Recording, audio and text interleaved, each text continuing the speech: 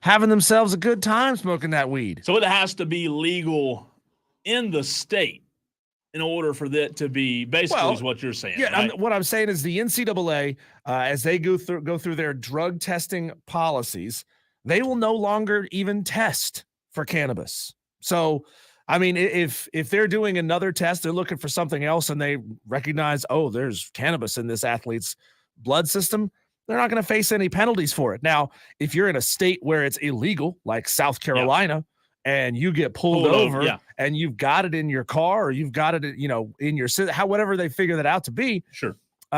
Then you're still going to face repercussions because it's still illegal in your state. You know what? It's fascinating.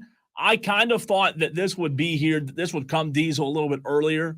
I'm surprised it's taken this long to ban or to unban, I guess, weed for the NCAA players. I mean, I remember a lot of NFL players having to deal with similar situations. So, I would love to know. I hear what you said about the statement from Josh Whitman, but I would love to know the reason. Like, were they just was every other test just cannabis positive, cannabis positive?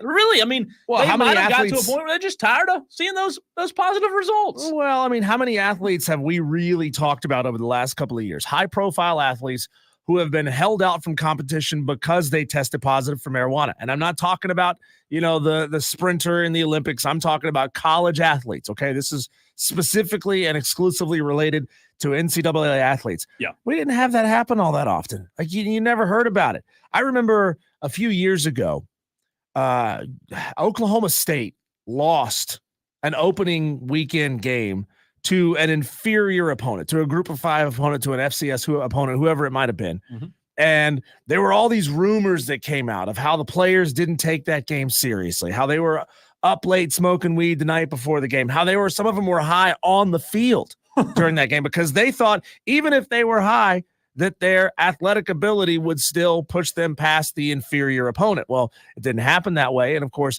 I don't know if any of that was actually proven, but that's just the story that I heard.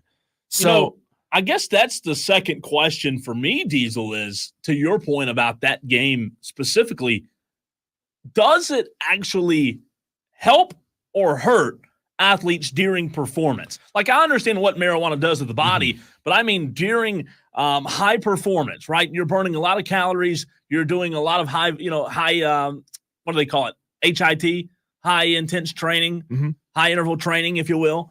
I wonder what effect it has when you're actually performing at such a high level. Yeah, I mean, I've never been an athlete at that level, so I couldn't tell you. Me either. And, none of us are. That's why we're doing this for a living and not out there making millions of dollars to catch a ball. I mean, I would imagine some of them, they don't see a ton of effect anyway. I'm sure a lot of them say, you know what, I'm never, getting high or I'm never consuming, even if it's a CBD product, like they're talking about any cannabis-based product, right? Doesn't necessarily have to mean smoking the leaf, the marijuana leaf of the bud. Yeah. So it could be any cannabis-based product. I mean, some people, I'm sure they have almost no effect. I know people who are extremely high-strung coal that marijuana brings them back down to a normal place, like an everyday place. Down a little bit. Yeah, calms them down a little bit, and then there's those people, of course, who operate at a normal level, and it brings them way down, way down. And if what you're telling me is these athletes can go out with a performance detractor, what's the right word for it? A performance. The opposite of an enhancer. Yeah. Right. If they can go out there and still perform extremely well with that in their system, then you're talking about a real freak athlete.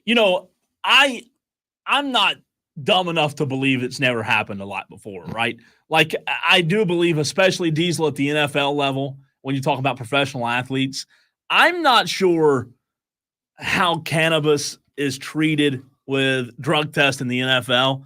But you would assume that there's a lot of it. You would assume, and I don't mean that in a negative sense, but I'm just saying it is very prevalent in this country.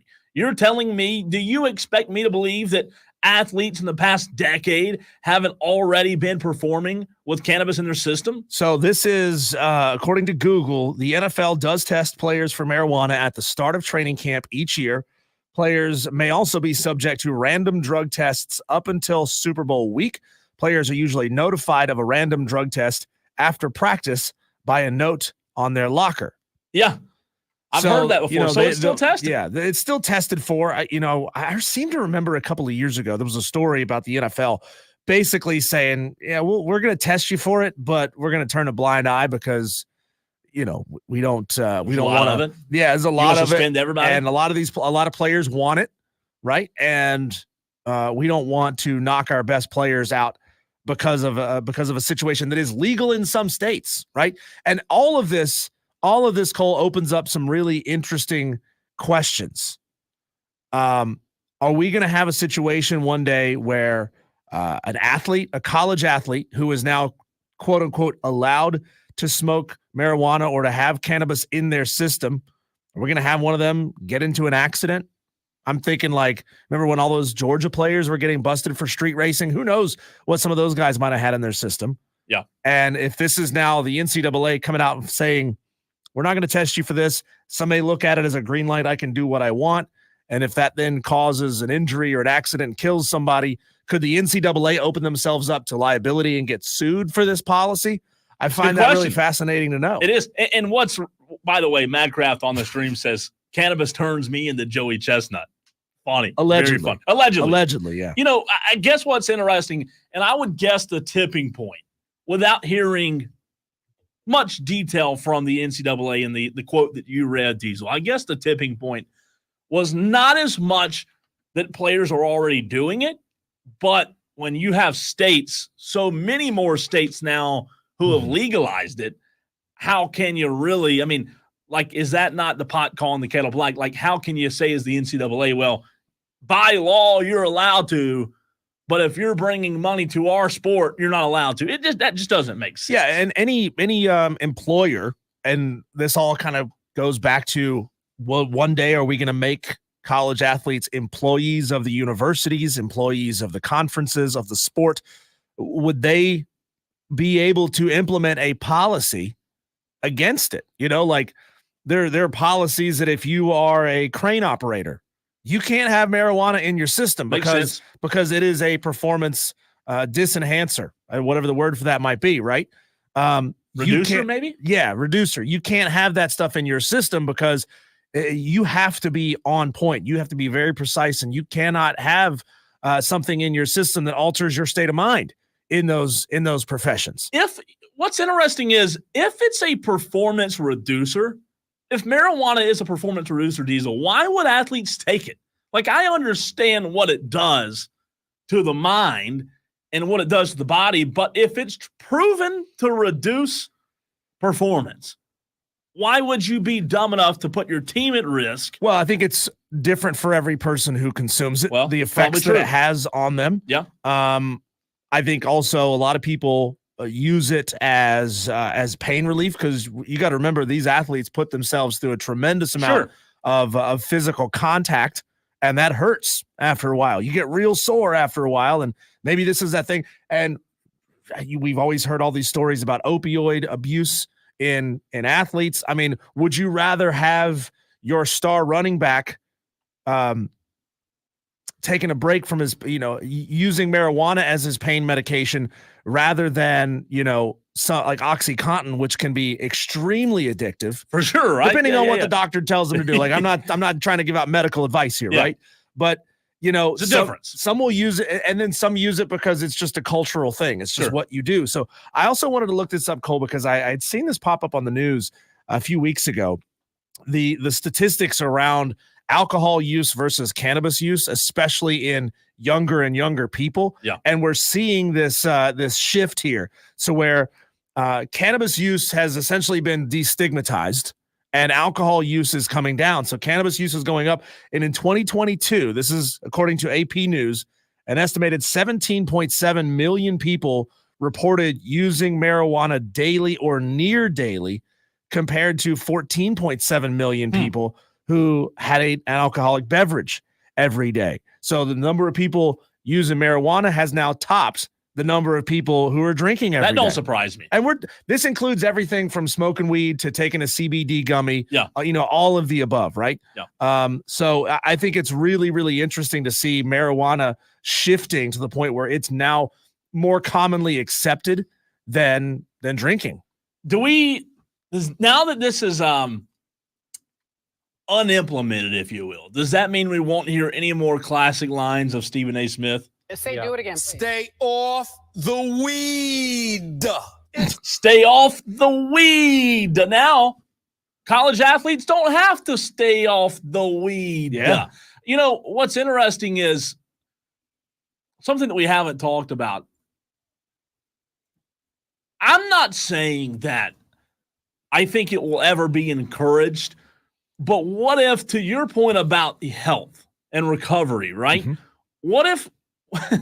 What if results and studies in the next few years come out where we are seeing certain cannabises improving athletes who may have this injury or may have this injury? Now that it's legal, or not tested upon, rather. Let me back up. Now that it's not going to be tested for, will we ever see that slope? You know how they say things like this can be a slippery slope, right? Will we ever see that become, now the NCAA and their trainers and their medical staff 10 years from Prescribe now, it. maybe prescribe it, maybe encourage it. I'm just saying, like, it wouldn't surprise me. What if it has proven results? I don't know. Texter says marijuana is great, man. Let me say it like you. I'm guessing. Marijuana is great, man. I can smoke a J and have some fun playing Xbox and not feel like crap the next day. Says, why are you boomers hating? Who's hating? Nobody's hating on marijuana. Nobody. The opioid addiction problem, especially among athletes, is a tragedy, right? You got a lot of team doctors 100%. prescribing a lot of really strong medications. Some of them are necessary. Again, I'm not a doctor, and I certainly wouldn't tell an athlete who has an injured back, hey, don't use the doctor-prescribed medication. Go smoke a joint instead. I would never tell them that. Dr. Right? Diesel. Right. Oh, that would be great, man. I'd be You like that? I'd be worth so much more money. Might have a lot more debt, but I'd be worth a lot more money. At least drive a nicer car. I would never tell an athlete to do one of those things instead of the other thing. I'm just saying that a lot of athletes, if you have a general ache, general pain, that this may be a better way to handle it rather than throwing back a couple of drinks, throwing back a couple of beers in your dorm room. But it wouldn't be something that could help the injury during performance, in my mind. Because, to your point, people that I know who use it, it calms you, right? Like right. It is brings not you a stimulant. Yeah, it doesn't. You don't see people smoking weed and running around energetic like they just drank 6 Red Bulls. You see them relaxed. Right. So I don't see how maybe post-game or post-injury, I could see how it could have an effect. But, if it was something that was taken before performance, to my point earlier, I don't know how that would be beneficial to the person or the team. And, hey, as more and more states legalize it, decriminalize it, whatever the terminology is in state to state, I think we're going to start to see a lot more research going into the possible medical benefits, the actual medical benefits of using cannabis and cannabinoids. I think that's the right way to say it, as opposed to using other things. So I think it's going to be fascinating, and this is kind of the infancy, the beginning of this industry coming out. But again, there's going to be some schools that have policies against it. First of all, there will be conferences potentially that could have a problem with it. There's coaches and universities that could have a problem with it. There are institutions that could have a problem with it. I mean, do you really think Southern Methodist University is going to say, hey, football team, we're going to look the other way if you're smoking weed? Nope. I'm pretty sure they're still going to crack down on you.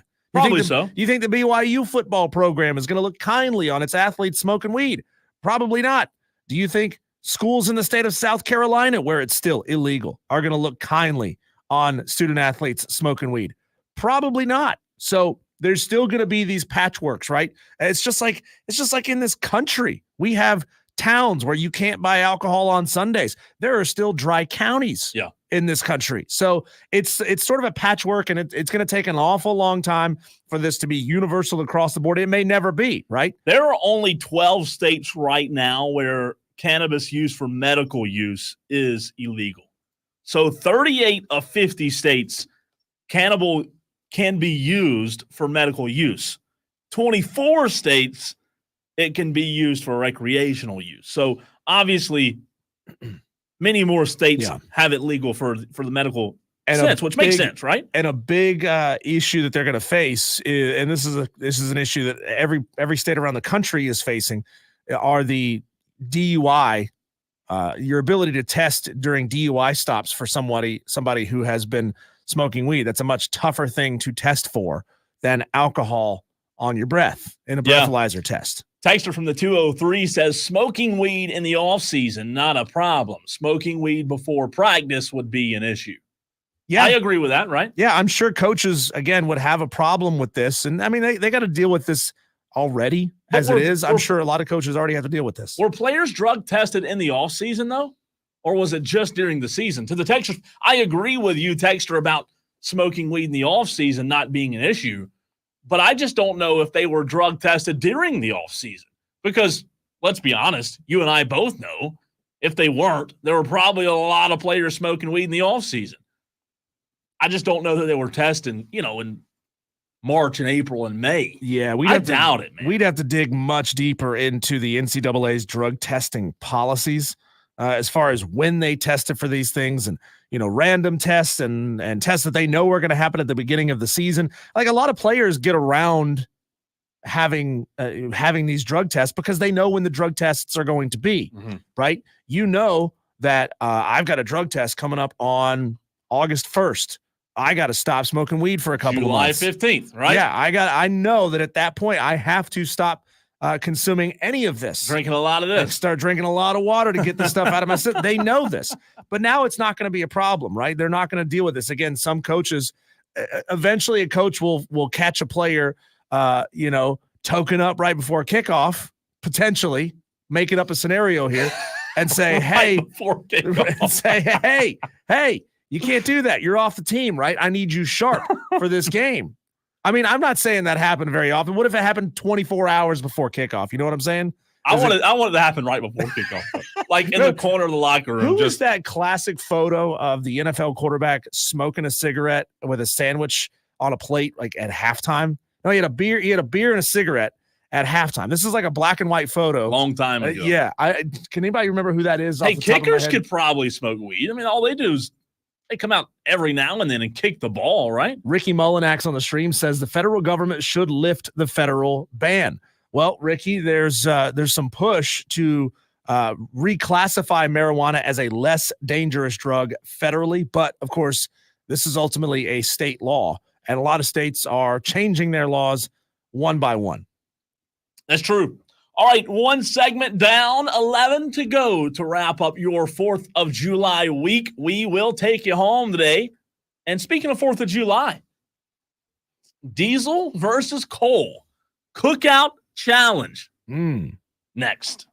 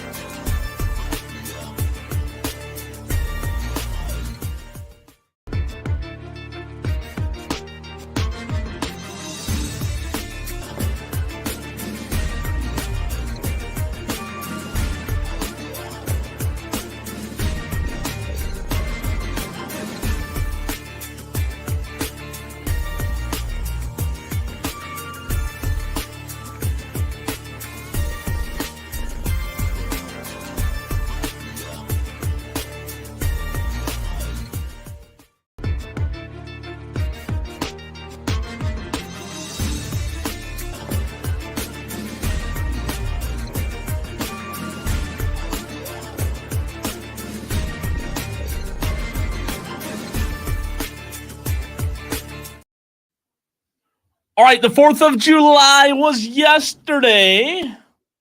Hope you had a great 4th. It was the weather was fantastic. Really good weather yesterday. I did not watch Diesel, the 4th of July contest, the hot dog or Nathan's contest, if you will. I boycotted. No. Wouldn't watch that. I did see Smart move. I did see a video, a highlight this morning of a guy who chugged an entire gallon of lemonade and then just barfed it right back up. I saw that was gross. Me, right? I love how he's hawking and hawking and hawking. And then his competitor comes up beside him. He's like, taps him on the shoulder. He's like, bro, you might want to turn around and stop throwing up towards the crowd. Where the people are. I mean, they're right there. I would not be on the front row. It's like being at a Gallagher show. Yeah, of the Nathan's hot dog contest. Gross. But a little challenge today, a little cookout challenge. I teased it on the way to break. And you Tolos, which stands for turn it on, leave it on, may not have understood what I meant. So Diesel and I, in honor of the 4th, in honor of summertime cookouts being prevalent this time of year, right? We're going to do a cookout challenge. You, the Tolos, are invited to play along as well. But Diesel, here is how this works, okay? You and I going head-to-head. Tolos get to decide who wins. Okay. This is not the 5 o'clock fight. I know it sounds similar, but it's not. This is a cookout challenge, and you and I both we start with $16, okay? It's a random number, but okay. It is a very random number. It's even number, though. I like even numbers. Okay. So you and I both get $16. On the menu are $5 meats, $4 meats, $3 meats, some sides, same structure, $5 sides, $4 sides, and then same thing with desserts, 5, 4, 3, and 1.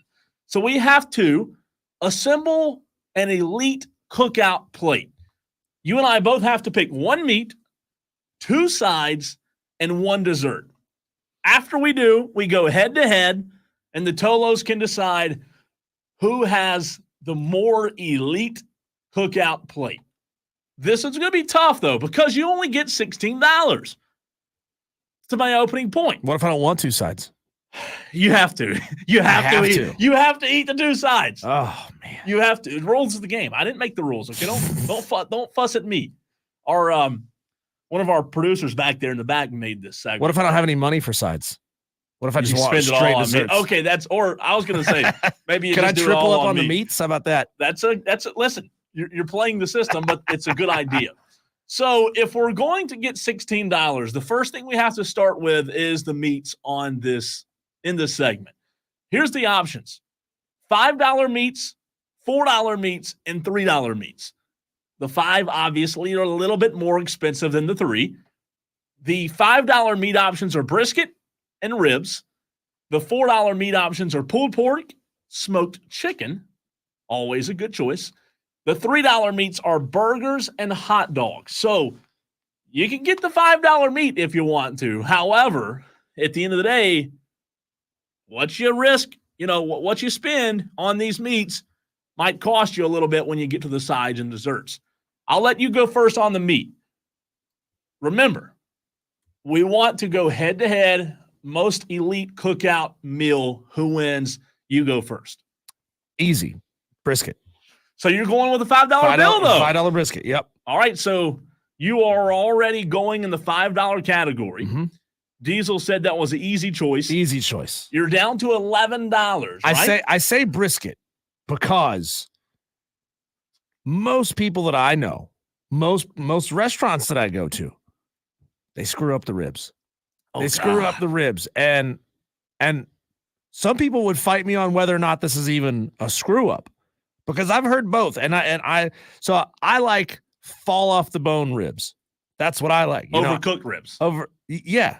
And there's a lot of people who want to have to sit there and just gnaw on it like a dog. Just no, I don't want to have to do that, right? I don't want to have to do that. I want good, tender meat. I don't want tough meat. Okay. I hear you. I'm going with the $5 brisket. All right. So again, between brisket, ribs, pulled pork, chicken, burgers, and hot dogs. To build the elite cookout tray here. Mhm. And no, this is not an endorsement for a fast food restaurant. Not the restaurant Not the cookout, even restaurant. though they do call their stuff Cookout trays. trays. Yeah, cookout platter. Let me rephrase it. I'm going with the $4 option. Smoked chicken. You can never go wrong with smoked chicken. I'm going to save a little bit on my meat, save $1 so I can come back a little bit later and beat you, because that dollar is going to count here in a minute. So you've got your meat decided on. You're going with the $5 meat and the brisket. I'm going with the $4 meat and the smoked chicken. You can never beat smoked chicken. Diesel, you have $11 left. I have $12 left. $5 sides are, again, you have to pick two sides. You have potato salad, baked beans, $5 sides. $4 sides are macaroni salad, corn on the cob. $3 sides are coleslaw. That's the only $3 slide. The only $3 side. Okay. Do you want both of my sides right now? Yep. Okay. One of these is by virtue of how much money I had left. So it wasn't a specific choice. Okay. But I'm going corn on the cob and slaw. Wow, I didn't expect you to go there. Yeah. So I got brisket, corn on the cob, and coleslaw. Yeah, I'm definitely going to win this. As much as I like corn on the cob, this is where you went wrong. You cover it with butter, not mayonnaise. I was waiting on that. I was waiting on you to get there. What you're wrong on that too, by the way, as you saw my picture the other day where I had it slathered. That was great. And this is coming from a lover of mayonnaise. Mm-hmm. What you posted was gratuitous and disgusting. I know. I got so much bad feedback on that picture on X, on Twitter. I don't know why. But I love the fact, here's one thing I know about you, Cole. It's not going to change your mind. No, I love it. You're going to keep doing it anyway. I ate more of it like the next day. So, Diesel, you're down to $4. Uh-huh. So you went a little bit cheaper on the sides, a little bit more expensive on the meats. Mm-hmm. So your cookout, your 4th of July, with $16, you have brisket, you have corn on the cob, and you have coleslaw. And that leaves me with $4 left. That's correct. I have $12. Is that right? Yeah, I have $12. So I'm going with both of the $5 sides. Both $5 sides, potato salad and baked beans, which only leaves me with $2 left, which hurts me in the dessert category, right? It hurts me. It does, because there's some good desserts that cost a little more here. But I'm going with the potato salad and baked beans because, to me, that's a better option than corn on the cob and slaw. So that leaves you with how many dollars? I have $4 left. $4. And by the way, Texter from the 345 says, now I'm hungry. You're welcome, Texter. Hope you had enough to eat yesterday. So if you have $4 left, are you going $4 dessert? Yeah. Going banana pudding. Ooh. Going banana pudding. So I got brisket, corn on the cob, coleslaw, and banana pudding. It's not an intricate meal. It's just down home and delicious. Plain and simple. Yeah.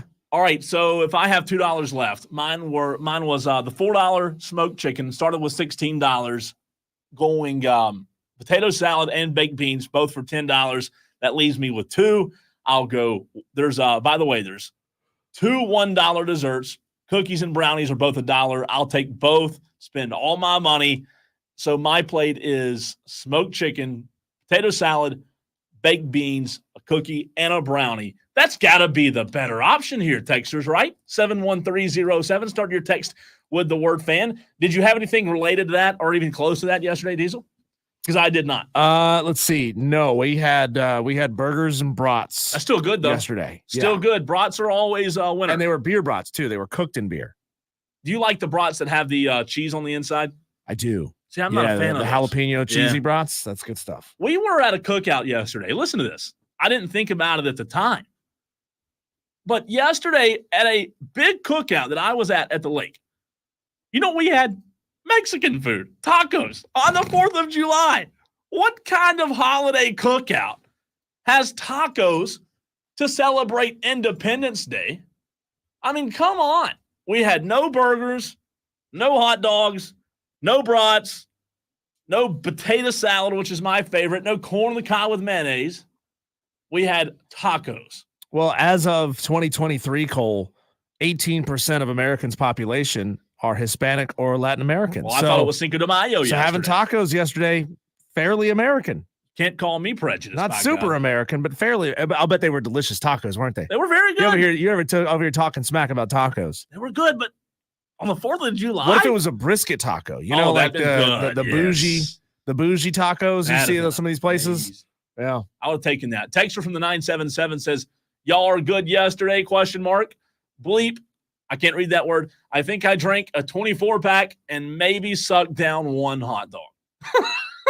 Well, you could have bitten into it, Texter. You didn't have to consume it that way. Well, you could have at least, Texter, you could have, yeah, that's true. You could have evened it out. Instead of 24 alcoholic beverages, beers. Which I don't know if I believe that or not, and one hot dog. You could you do that? 24? Not anymore. No. So we were drinking like high gravity beers yesterday, which are like 10%. So it's 2 beers in one is what I was drinking. So I probably roundabout guessing, I probably put down every bit of 10 or 12 alcoholic beverages equivalent. Congratulations to you, though, Texas. Yeah, I didn't feel good today. I didn't feel good this morning. It's been a rough day. 24-pack and one hot dog, says a text. Yowza. That's an elite text right there. What's more American than that? 24? I just imagine you were shirtless, wearing jorts and white New Balances all day. Sitting on the pack of beer as the stool, right? At the cookout.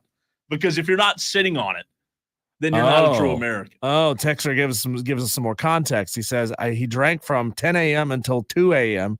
and had some of the devil's dandruff to keep it going. God. Speaking of Colombian marching powder, I got Speaking of the cannabis in the first segment, just woke up. Texter says I just woke up an hour ago. Atta baby. Right in time for wire to wire. So who wins? Texters, we got Madcraft who's weighed in. He's going Cole. He says the banana pudding made it close, but the baked beans are the goat and the slaw is for rabbits. See, Madcraft, I didn't want to go slaw. But he said I had to take 2 sides. Yeah, you have to. I didn't want to do it. I didn't want to do it. If I had my choice here, I would have saved the second side and had an additional dessert. And I would have had $2 left over. That was my original plan. You know, Diesel's a dessert guy. I am a dessert guy, but like, look, I mean, I'm not a slaw dude. Slaw is great as a topping on burgers and dogs, but it's not a side by itself. Good slaw is a condiment. See, I like good slaw, man. It's not a side by itself. I think I could eat my weight in good slaw. I mean, that's terrible. Well, I really could. All right, Rick. Oh, I'm sorry. Go ahead. Texter says Diesel has the better plate for sure. Says the texter. You did get a vote there. Rick wants to chime in on the renewal by Anderson of the Carolinas fan phone, 844-326-3663. What's up, Rick? I want to say that you won, Cole. Brisket's good, but you can't beat smoked chicken. It's good, isn't it? It's great. And we're having cockroach racing tonight, and we're having brats for $1 at Sugar Tip. So come on down for the cockroach racing and the brats. Beer or $2, brats are $1. That's cheap. Ricky, how do we find? You just said come on down to Sugar Tit. I mean, Sugar Tit's a whole town. It's just one. How are we going to find this place? We're right beside the Sugar Tit Brewery in a little small cave. We try to keep out of sight. You know, it's. Wait, are you telling me that cockroach racing is illegal in South Carolina? I think so, especially when we get the cockroaches drunk, like we're going to tonight. I swear to God, I cannot with y'all, man. Oh, Rick, you're the man. Oh, little self plug on a Friday afternoon here on the Fan Upstate. We get the cockroaches drunk, and by the way, I'm going to go on radio and tell the whole upstate we're doing illegal things by racing cockroaches. Peter have a thing or two to say about serving cockroaches. They're all underage. They can't drink legally in this state. Rick's the man. I love Rick when he calls in. Man. When we come back, Cole, I'm not going to be able to top that, but we're going to talk about our daily wires. What's happening in the sports world? We'll do a quick whip around what's happening all over the sports world right here on the Fan Upstate.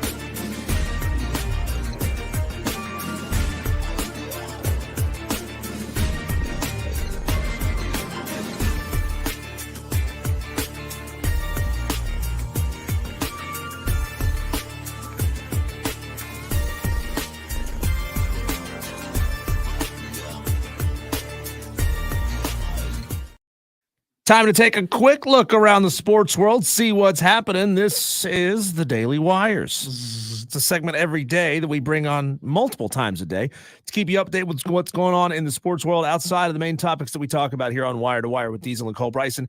Topic number one, Cole, and we debated in the break. Should we even bother talking about this team except for every 2 weeks when we bring the guest on? The Atlanta Braves lost 2 of 3 over the weekend to the Giants, 5-3 loss in game 1. 3-1 win in game 2, and a 4-2 loss yesterday in game 3 of the series. Tough. You want a game, Braves. Yeah. You want a game. That's embarrassing. It is embarrassing. It's just getting to be a hard team to talk about. I mean, without us sort of retreading the same topic over and over again of how we're disappointed, of how they're treading water, of how they're just hovering in that 7 to 10 games back from the Phillies. I mean, when they start doing something, we'll start talking about the Atlanta Braves again. And that's the way it should be, right? Yeah. When they're relevant, when they're playing good baseball, we'll talk about them. They do play the Phillies tonight at 7:20, Diesel. Here's what I say. Right now they're 47-38. So when they get to the 500 mark, which I believe at some point this season, I hate to say it, but I think they will. I think they will at some point get to 50-50 or 53-53 because they're just bad right now. Mm-hmm. That's when we can officially declare it dead. Next up, the NCAA. We talked about this in the first segment of the show. The NCAA has removed cannabis from its banned drug list for all sports. Per Josh Whitman, chair of the NCAA Division I Council, the NCAA drug testing program is intended to focus on integrity of competition, and cannabis products do not provide a competitive advantage. The council's focus is on policies centered on student-athlete health and well-being rather than punishment for cannabis use. So gone are the days, Cole, of a player being held out because he was busted for having marijuana in his system. If you got it, smoke it. Smoke them if you got them. This was big yesterday, Cole. Watching the John Deere Classic, Hayden Springer became the 14th golfer ever to shoot a sub-60 round in a PGA event. He had a day 1 59 at the John Deere Classic. Shout out to him. And I have a list here. Never heard of yeah, no one has. That's the thing. No one has. He had missed 7 out of the last 8 cuts. Right. So he is not he's not a barn burner. He's not really ripping it up on the course out there. Not yet. But I had a list here. Let me see if I can find it. Sorry, this is bad radio. Pulling this up as we go. The other players around him who have also completed a sub-60 round. How about Jim Furyk, Scotty Scheffler, Cameron Young? Wow. Justin Thomas, Jim Furyk again, Stuart Appleby. Cole Bryson? Has Cole Bryson done it? So there you go. I mean, that's not all of them. That's just the list that I think of names that you guys might recognize. The fact that Jim Furyk did it twice, that's just insane. It is pretty good. But shout out to him. Where is he at the moment? Springer, he is tied for third, Cole. He is 2 shots back. He teed off late today, so he's still got some time to make up and maybe get back on the. He teed off at 2:55, and this leaderboard is a little bit late. But it says he is only through 1 in his round today. I don't recognize any of the top 5. Right. Ray was in it last week when they were playing. Let's see who else. Lucas Glover, Clemson product. He is currently tied for 14th at -10.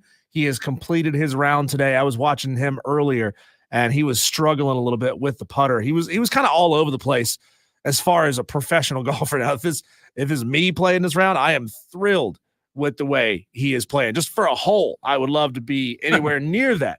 What's really interesting, Cole, is Clanton. Luke Clanton. He is an amateur. He is right up there in the mix as well. He's currently a student at Florida State, tied for third at -12 overall. He has completed his round today. And they were talking, should he just go ahead and leave college and join the tour if he plays really, really well on this thing? If he were to go and win this thing, which I don't know the rules, like, does that automatically grant you a tour card? If you're an amateur, can you win a tour card by going out and winning an event? But he is still a college student out there, tied for third overall in this event. Shout out to what he has done so far through 2 days.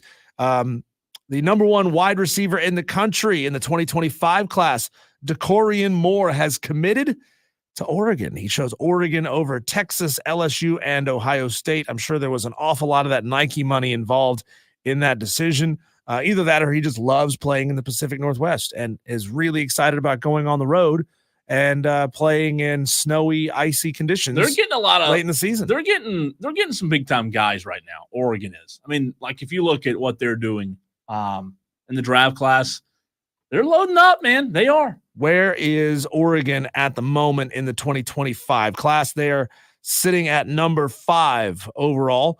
Pretty good. 3 5 stars, 11 4 stars. They currently sit behind Ohio State, Alabama, Notre Dame, and Georgia. That's what I'm saying, man. They're gonna be a tough out. I mean, in a few years, they might be back in that national title contention. This one is going to make Madcraft very happy. The number 10 overall prospect, offensive lineman, and I'm going to butcher his name, S.J. Alafatuli.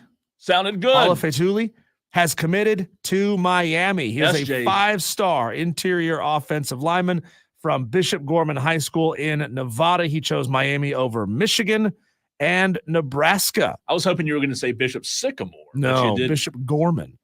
Is it a real school, though? As far as I know. Let's see. Joey says Lucas Glover isn't just a Clemson product. He's a homegrown Greenville product. I graduated with him. It's pretty cool, Joey. Yeah, he was, like I said, he was struggling. He had a stank face for the majority of the round today. Every time they would zoom in on him, he had a stank face. RBF? Yeah, a bit of that. Miami, this is current listings on 247sports.com, does not include this 5-star interior offensive lineman that just committed to Miami. They are sitting at number 9 overall, which should scare Clemson just a little bit. I'm saying if Miami is beating you in recruiting and if Florida State is beating you in recruiting, which they are not at the moment, but they do have a 5-star commit, Clemson just has more commits right now. But they're beating you on the field, you know. That's how you start slipping. Scotty from BMW says Cole won hands down. Smoked chicken is king. Yeah, that's pretty good. Now I'm getting hungry, so we got to quit talking about food, Scotty. All right, this one and the next segment should be a little bit of fun, a little bit of a fun topic for us South Carolina and Clemson fans here in the Upstate. We'll talk about the 2024 season and the D word. Yeah, that's right. Disappointment. Oh, I don't know where you were going with that, Diesel. I don't know where you were going. Naughty minds. All right, we're going to tie those two together next.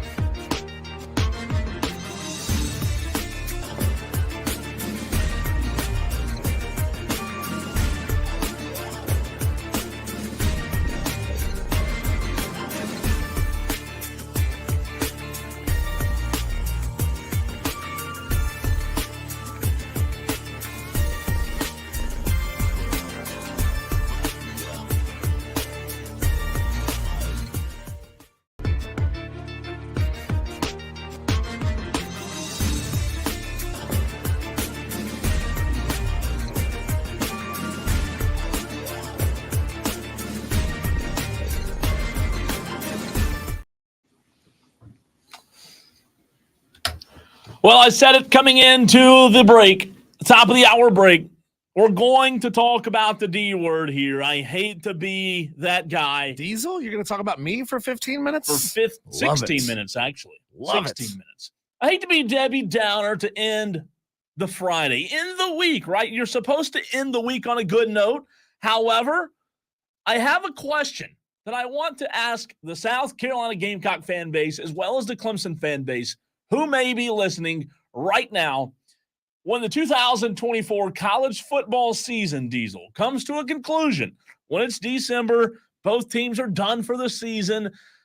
I don't know what the results are going to be, but my question is, to start this 4 o'clock hour, which fan base will be more disappointed when their season ends?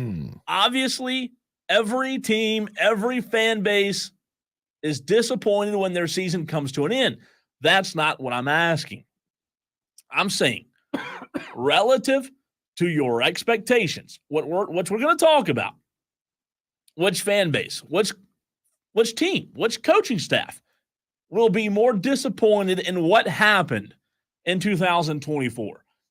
You can text the show 71307. Save that number in your phone. Start your text with the word fan.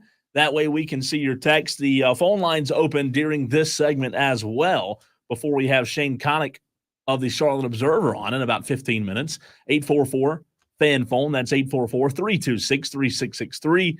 Relative to expectations, Diesel, is this an easy question to answer? Because I don't believe it is. No, I mean, you can, first of all, we have to establish what South Carolina Gamecock fans and Clemson Tiger fans expectations are, Sure. Or at least should be. Should be. That's right. And then we also have to ultimately compare this to stock up or stock down over their last season. And relative to where the program generally is historically. That's always going to be a barometer, right? A litmus test.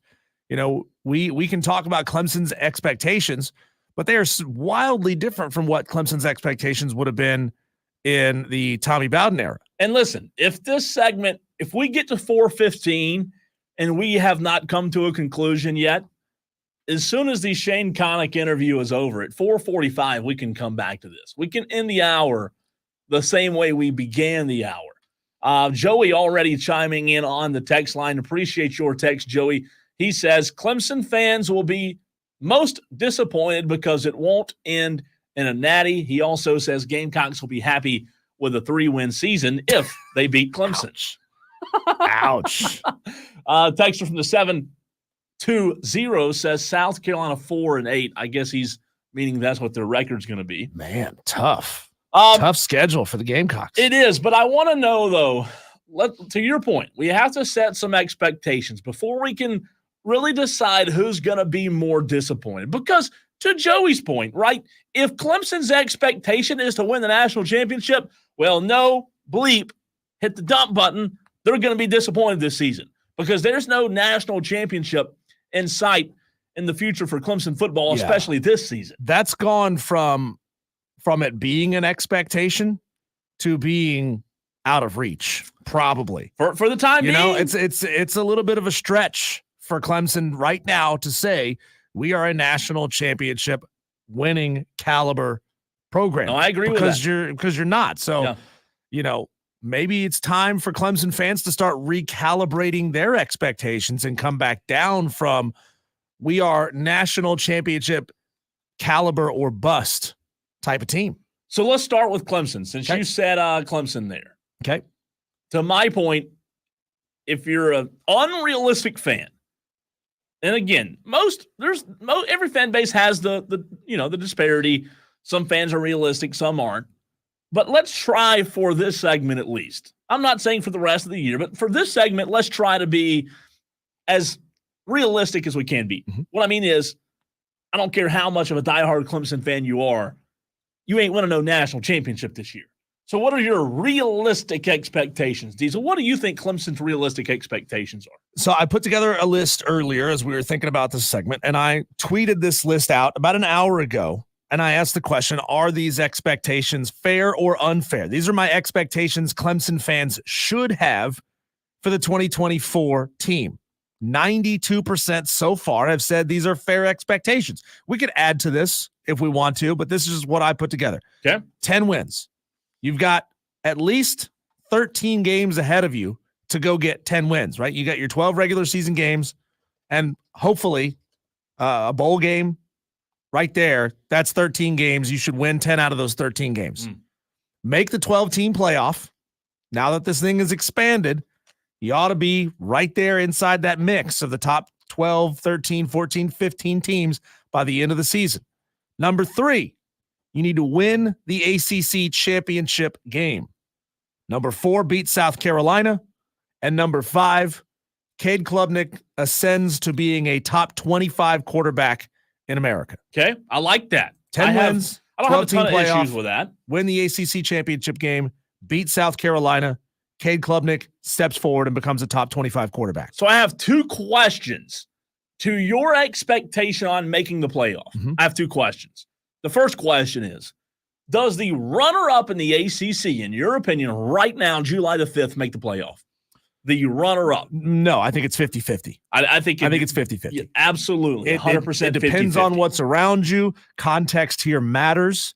Did you stumble early? Yep. And you went down and you played just an epic ACC championship game in Charlotte, and somebody has to win that game, right? Somebody has to lose that game. You know, maybe you're a 10-2 program or an 11-1 program, and you lose to Florida State in the ACC championship. Yeah, in a good game. Yeah, that makes sense. I think in that situation, you're probably in. But I wouldn't say it's a lock. But okay. Probably, yeah. And I'm glad you said that. The reason I asked that question is that leads me to question number 2. Is it a guarantee from what we saw last year with Cade Klubnik? This is how far the ball's dropped. But is it a guarantee that Clemson makes or wins the ACC? I don't think it is. No. So that leads me back to question 1.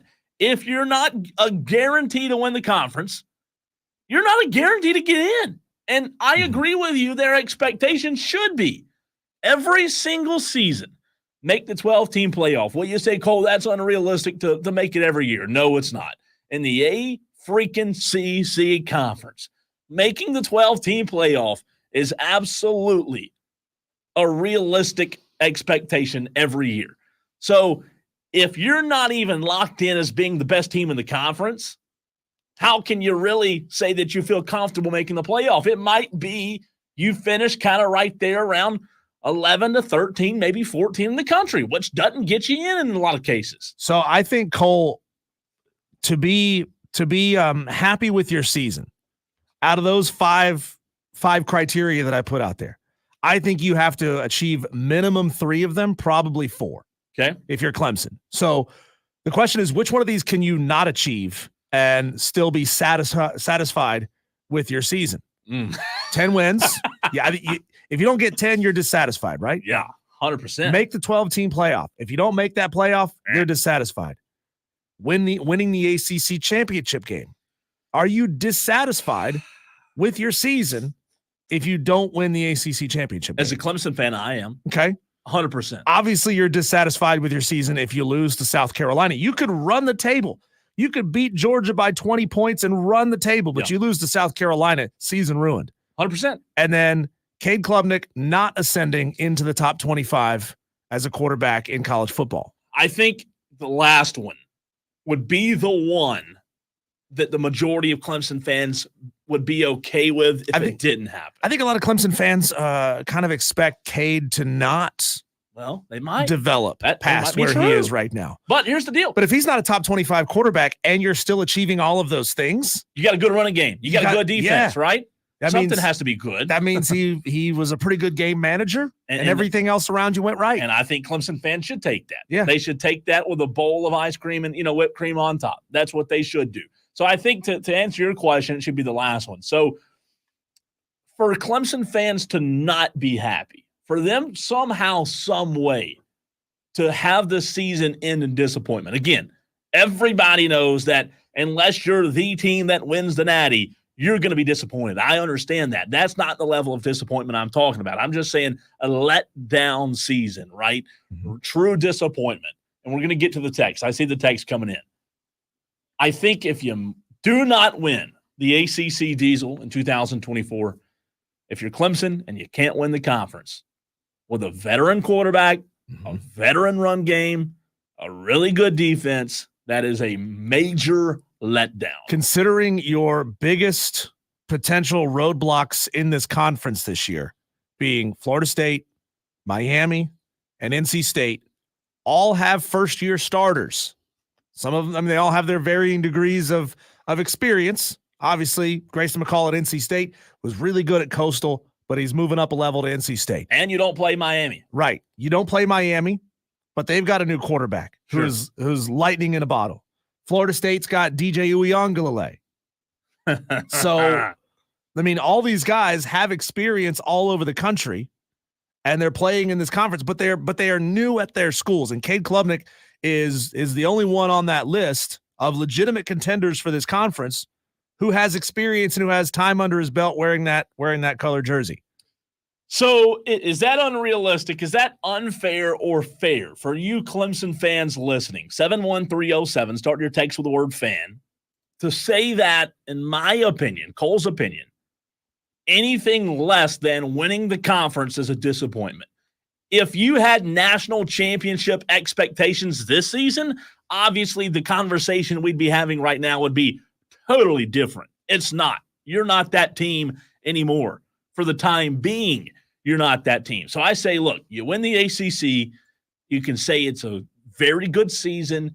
You don't feel like you have that burden, that cloud hanging around looming that you didn't win the ACC. Before we move on to South Carolina, a couple of texts, and I know we have a couple of messages on the stream as well. You go stream, Diesel. I will go text here. I believe Matt Kraft chimed in about the ACC.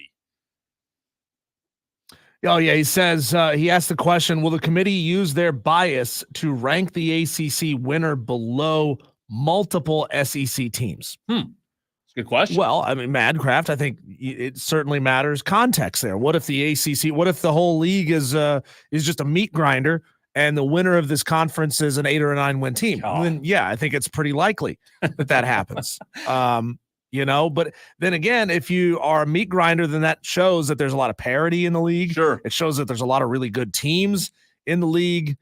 That's really tough to say. I mean, I think all of it matters with context and how you look. The eye test really really matters.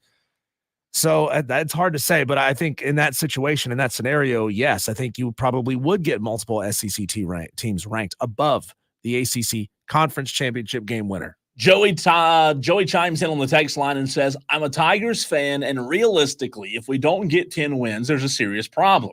Joey, good text. I appreciate the realistic text there from a Clemson fan. That's good to see.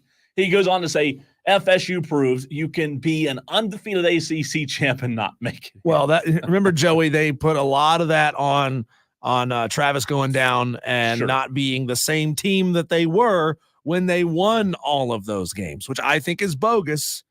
I think Tate Rodemaker, Rodemaker would have been fantastic for Florida State and probably at least would have had them looking competitive in the playoff game had they done the right thing and put that team in. 720 says ACC is between North Carolina State, Miami, and Clemson. Florida State will be 8-4. Wow. Bold prediction there. From the 720. I agree with you on the North Carolina State, Miami, Clemson. North Carolina State's going to be pretty good this year. I mean, they've got a lot of talent on that team. They're trending in the right direction. And when you talk about consistency, that staff at NC State models what Dabo had with Brent Venables and his staff in terms of like the core being together for the last 6 to 8 years. North Carolina State hasn't lost assistant coaches. They're going to be good. Well, they lost Tim Beck to Coastal. And he was, what was he? Tim Beck. I believe he was a coordinator. Was he the OC? I don't remember Tim Beck's title. Was that this year he left? I may have just completely forgotten about he Tim was Beck. the offensive coordinator and quarterbacks coach. So he just left for Coastal, or for 2 years. 2 years ago. Yeah. So no, he was He got the job he was there for the 2020, 2021 season, and I believe the 2022 season. So he was there for 3 years. North Carolina State's still, in my opinion, going to be really, really good. They have a lot of talent. They're well coached. Even though a lot of people dislike their coach, they're well coached. All right. Let's move on to South Carolina, even though we're going to have to come back to South Carolina in the 445 segment after Shane Connuck. We will do a little bit of a teaser, though, and let's set some expectations, because in the 445 segment, we'll have to answer the question of what would be disappointing for South Carolina Gamecock fans, right? And then we answer the big question that I asked of who will be more disappointed, which fan base will be more disappointed. So, Diesel, you have, let's start with this. You have South Carolina realistic expectations at 7 wins in 2024. Total. That's 7 total, including the bowl game. Okay. This is a program that has tread water right there in that 4, 5, 6, 7 win range for quite a while. Under Shane Beamer, you got to take a step forward. You got to get to the right side of this 500 mark. So 7 is ambitious. I don't think it's unreasonable. I think 7 total wins, including the bowl game. That's 6-6 in the regular season and winning your bowl game, depending on who you get matched up with. I don't think that's a ludicrous request there. I don't think so. So making and winning a bowl game, that is crucial. You got to win your bowl games, South Carolina. You've done a good job of that in the past. I'm thinking back, what was it, the Notre Dame game? They played Notre Dame last year, the year before in the bowl game. Next up is Lenoris Sellers. He needs to achieve minimum 2,000 total yards as a first-year starter for South Carolina. That is not a massive number. Spencer Rattler had 3,000 passing yards last year. Spencer Rattler was not a real threat to run the ball. He only had 100 rushing yards. But Spencer Rattler was also a former 5-star who was like 40 by the time he finally left South Carolina. That'd be 166 yards a game. Yeah. That's very realistic. That's very realistic. So that's just a minimum, okay? A minimum that would put him, in a guy that can be a balanced thrower and runner on this team. I think 2,000 minimum is very feasible. I need to see a marked improvement from their offensive line. Spencer Rattler was sacked 40 times last year. They got to bring that number way down. Offensive line has got to protect Lenoris Sellers. He can't pick up all those yards with his legs because he has to scramble, right? He needs to get to choose to pick up yards with his legs and scramble. Number 4 on my list, beat Clemson. And number 5, tally 1 high-profile upset. A lot of opportunities for this team, right? A lot of high-profile games. LSU, Ole Miss, Alabama, A&M. Oklahoma, A&M, Missouri, Clemson. You got to win at least one of those games. I think A&M could be a very realistic win. Homecoming, probably be a night game. And A&M's more high profile just because of the name. Yeah. As of right now, preseason rankings, they're number 25 in the country. So I wouldn't at the moment call that a high profile game, but they do certainly have that mystique around them. Right? Sure. I have no issues with those expectations. We're going to take a break. We do have Shane Connuck of the Charlotte Observer next. And then after that, we'll answer the question of which fan base. We've set the expectations. The table's set. We'll answer the question of which one will be more disappointed. Shane Connuck next.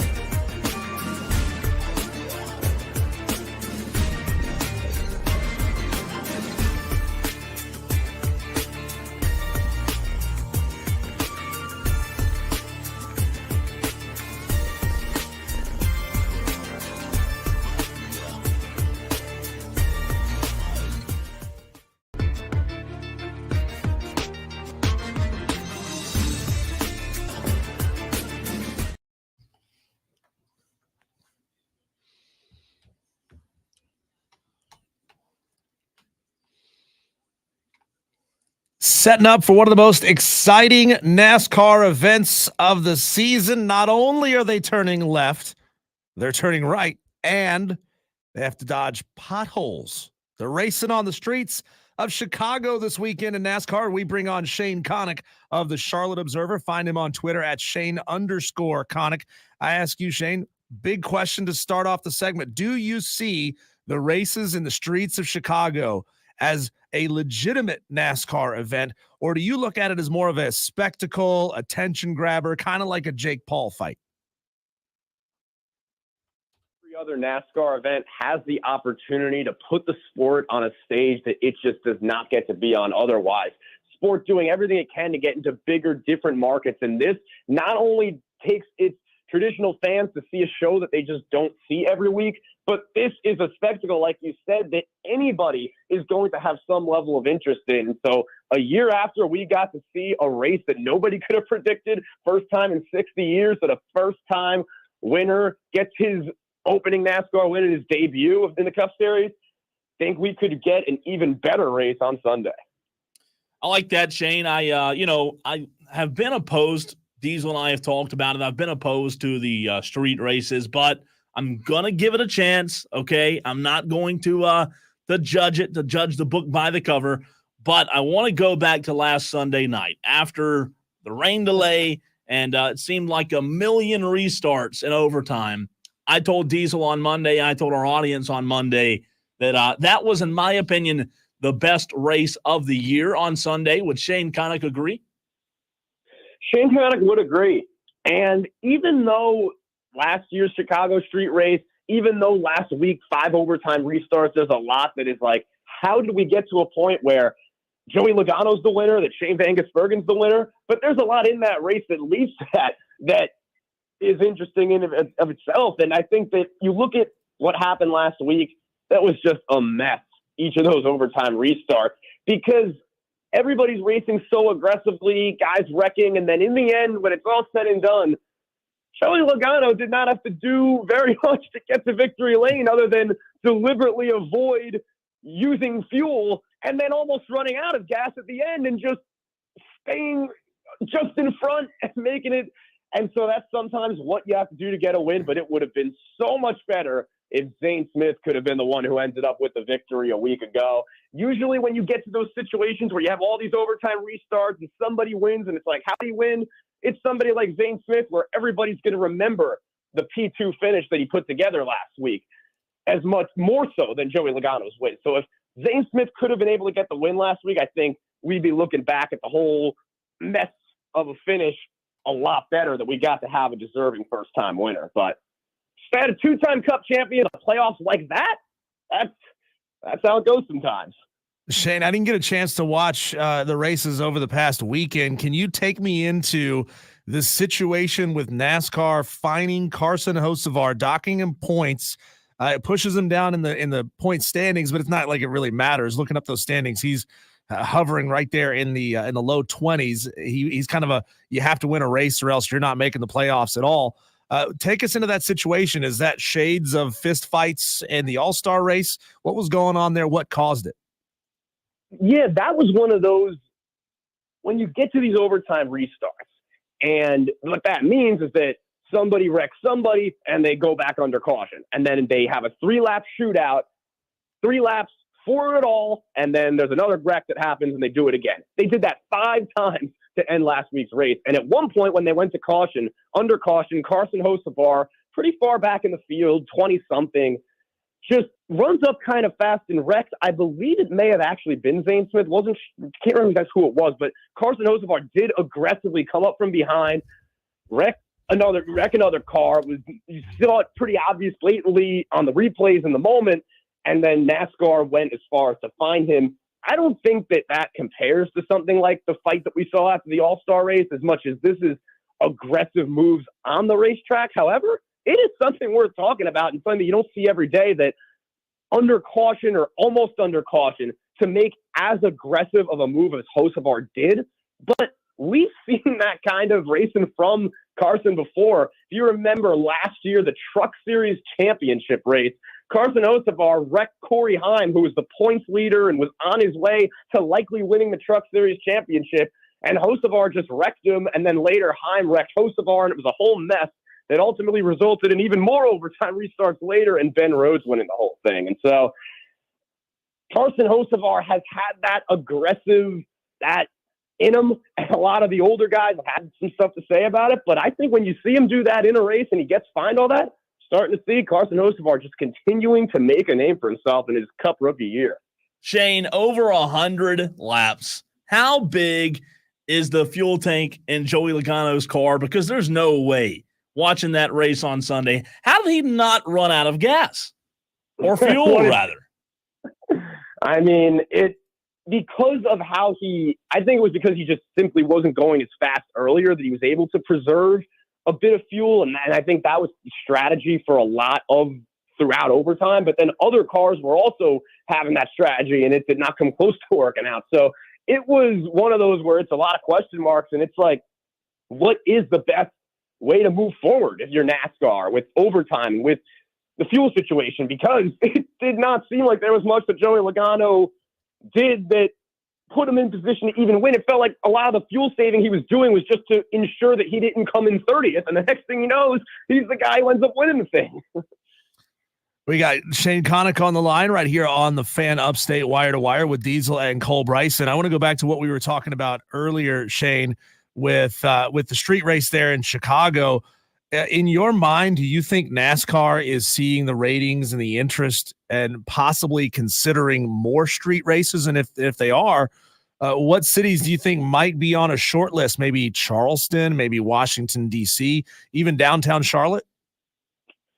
That would be something. And NASCAR does have on their mind seeing what they did a year ago in Chicago. Not to mention, last year was a mess. It poured, it rained for days, and it looked like they were going to have to just scrap the whole thing altogether. They ended up being able to run the race and get the exciting, unusual finish they had hoped for, and it brought a lot of new eyeballs and just people and interest in the sport, especially casual interest in a big city, and that's exactly what the sport wants. It seems like they're doing everything they can to get into bigger cities. NASCAR has been taking its Daytona 500 champions, its Cup Series champions around New York City a lot whenever anything kind of notable happens, and using Times Square, all that as a big photo op. And because of that, it does seem like they are trying to pitch what they've done in Chicago to a bunch of these big cities. Specifically, I think Washington, D.C. is a target for whether it ends up being F1 looking to get into having a United States race there, having a race on the East Coast, a street race like Formula One has been starting to do. But I think that NASCAR, the American form of stock car racing, all that was able to get into a major city like Chicago, I think it's going to be NASCAR that expands to a big East Coast city. And I think Washington, D.C. will be the first one on the East Coast that expands into.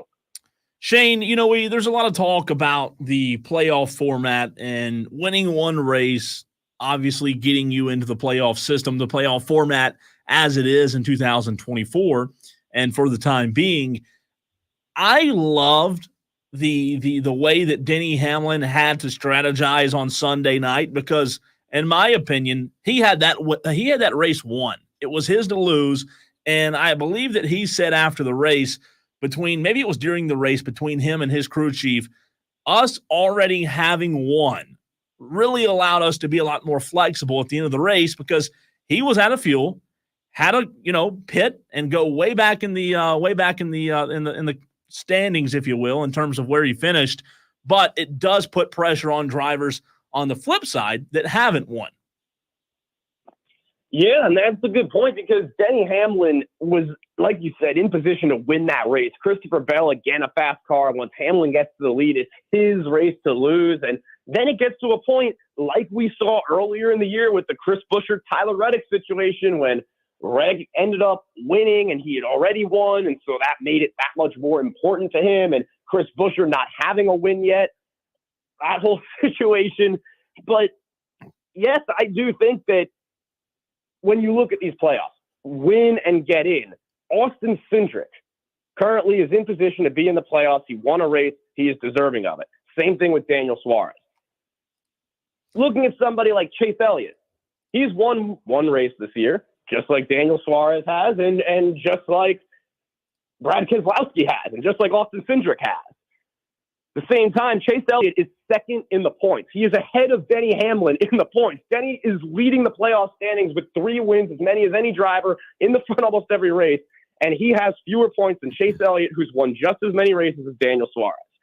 So it is an interesting measure to really use that one win to determine a lot more that clearly goes into it when you think about performance during stages and you think about points from top 10 finishes. All of that is really what's going into who makes the playoffs, but ultimately you win and you get in, and it does change the end of every race, especially as different drivers clearly approach it differently. Denny Hamlin knew he had 3 wins in his pocket, and Chris Gabehart, like you guys said, he's like, okay, we don't need to necessarily run out of fuel trying to win this race. We'd be better off just hanging back, and that's what he ended up doing. And earlier in the year, again, Tyler Reddick made an aggressive move to ensure that he won at Talladega, and we saw how Chris Buescher reacted, and seemed like that was the right response with the way that, again, certain cars, the Hamlins, the Bells, the Larsons, the Byrons, they've all won this year and won several times this year, and I think you could have circled before the season they would end up getting to win. And so it's some of these races, and these opportunities are coming fewer and fewer and fewer at this point as we get later on in this season, especially a race like this in Chicago. If it's not a repeat winner this week, we only have 5 more spots of drivers who have not won races this year. And so it's getting tighter than it's ever been at this point. And again, yeah, guys who have already won at this point, it does not make as much of a difference if they win again, but you know they're trying to. Writes for the Charlotte Observer, Shane Connuck joining us here on the Fan Upstate. Shane, if I gave you Shane Van Gisbergen, Chase Elliott, and Chris Buescher, 3 guys who are lights out on road courses. Van Gisbergen won this race last year. Chase Elliott crushing it on road courses, especially in this next-gen era. If I gave you those 3 versus the field, what would you take? I would take those 3. SVG this year has only impressed even more since we were talking about him 1 year ago after Chicago. He's running a handful of Xfinity Series races this year. He has 2 checkered flags, got him in back-to-back weeks at Portland and Sonoma. You know what both those have in common? They're both road courses. He is so good at these road courses because he comes from supercars in Australia where they make left and right-hand turns. And that was part of the idea with the next-gen car that NASCAR has, that we're going to race on more road courses and you're going to make left and right-hand turns. And SVG, every time he gets into a stock car, he has one of the fastest cars on the track.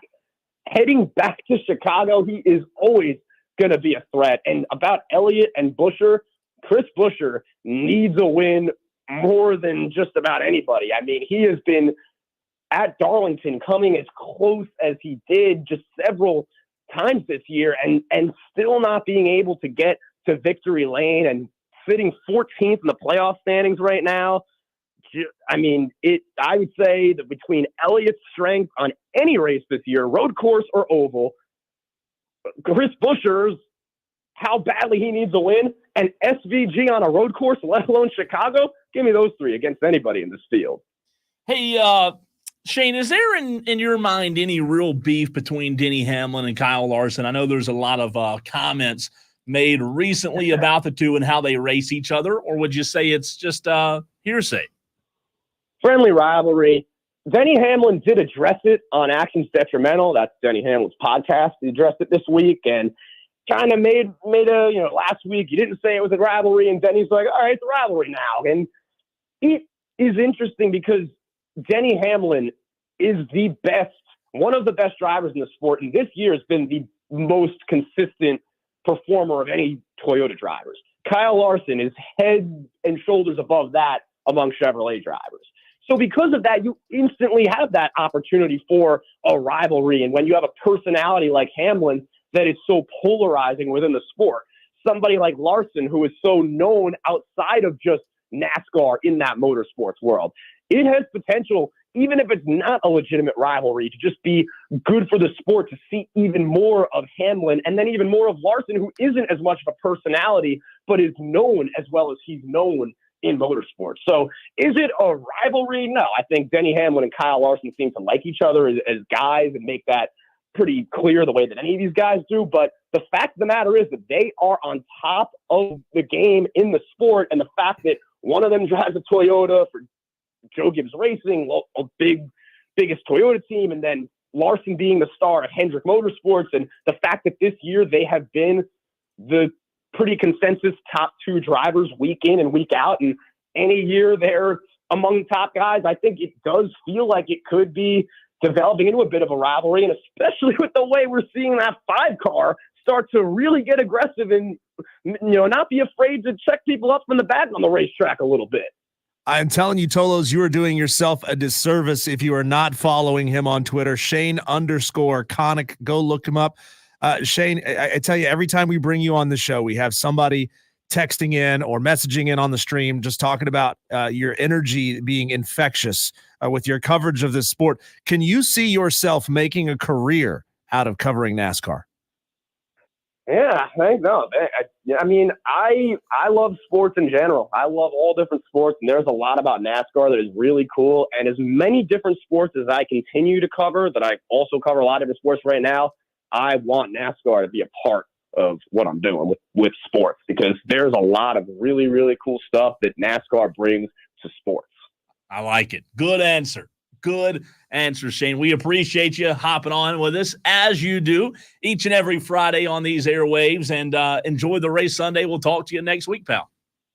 Always a great time, guys. Can't wait to talk to you next week. That is Shane Connuck of the Charlotte Observer. As Diesel says, always does a fantastic job. And do go give him a follow. If you are on X, if you are on Twitter, go give him a follow at Shane_Connuck. You will not regret it. He's fantastic, and he covers a lot of the races in person as well. Yeah, I hope like heck that the Charlotte Observer is a newspaper and a publication that can stay around for a long, long time. Yeah. We know that that's a tough business to be in, the print media business. Shane does a fantastic job, and in this business, a lot of times people end up hyper focusing and specializing on one sport. And if Shane can keep up that level of energy and drive for NASCAR, I think he's got a really, really strong career ahead of him if he wants to make his whole life about NASCAR. Without a doubt. All right, we're going to go back to the last segment and find an answer. We were talking about South Carolina Clemson fan bases. Which fan base at the end of the 2024 season would be more disappointed? We'll get back to that and put a bow on that next.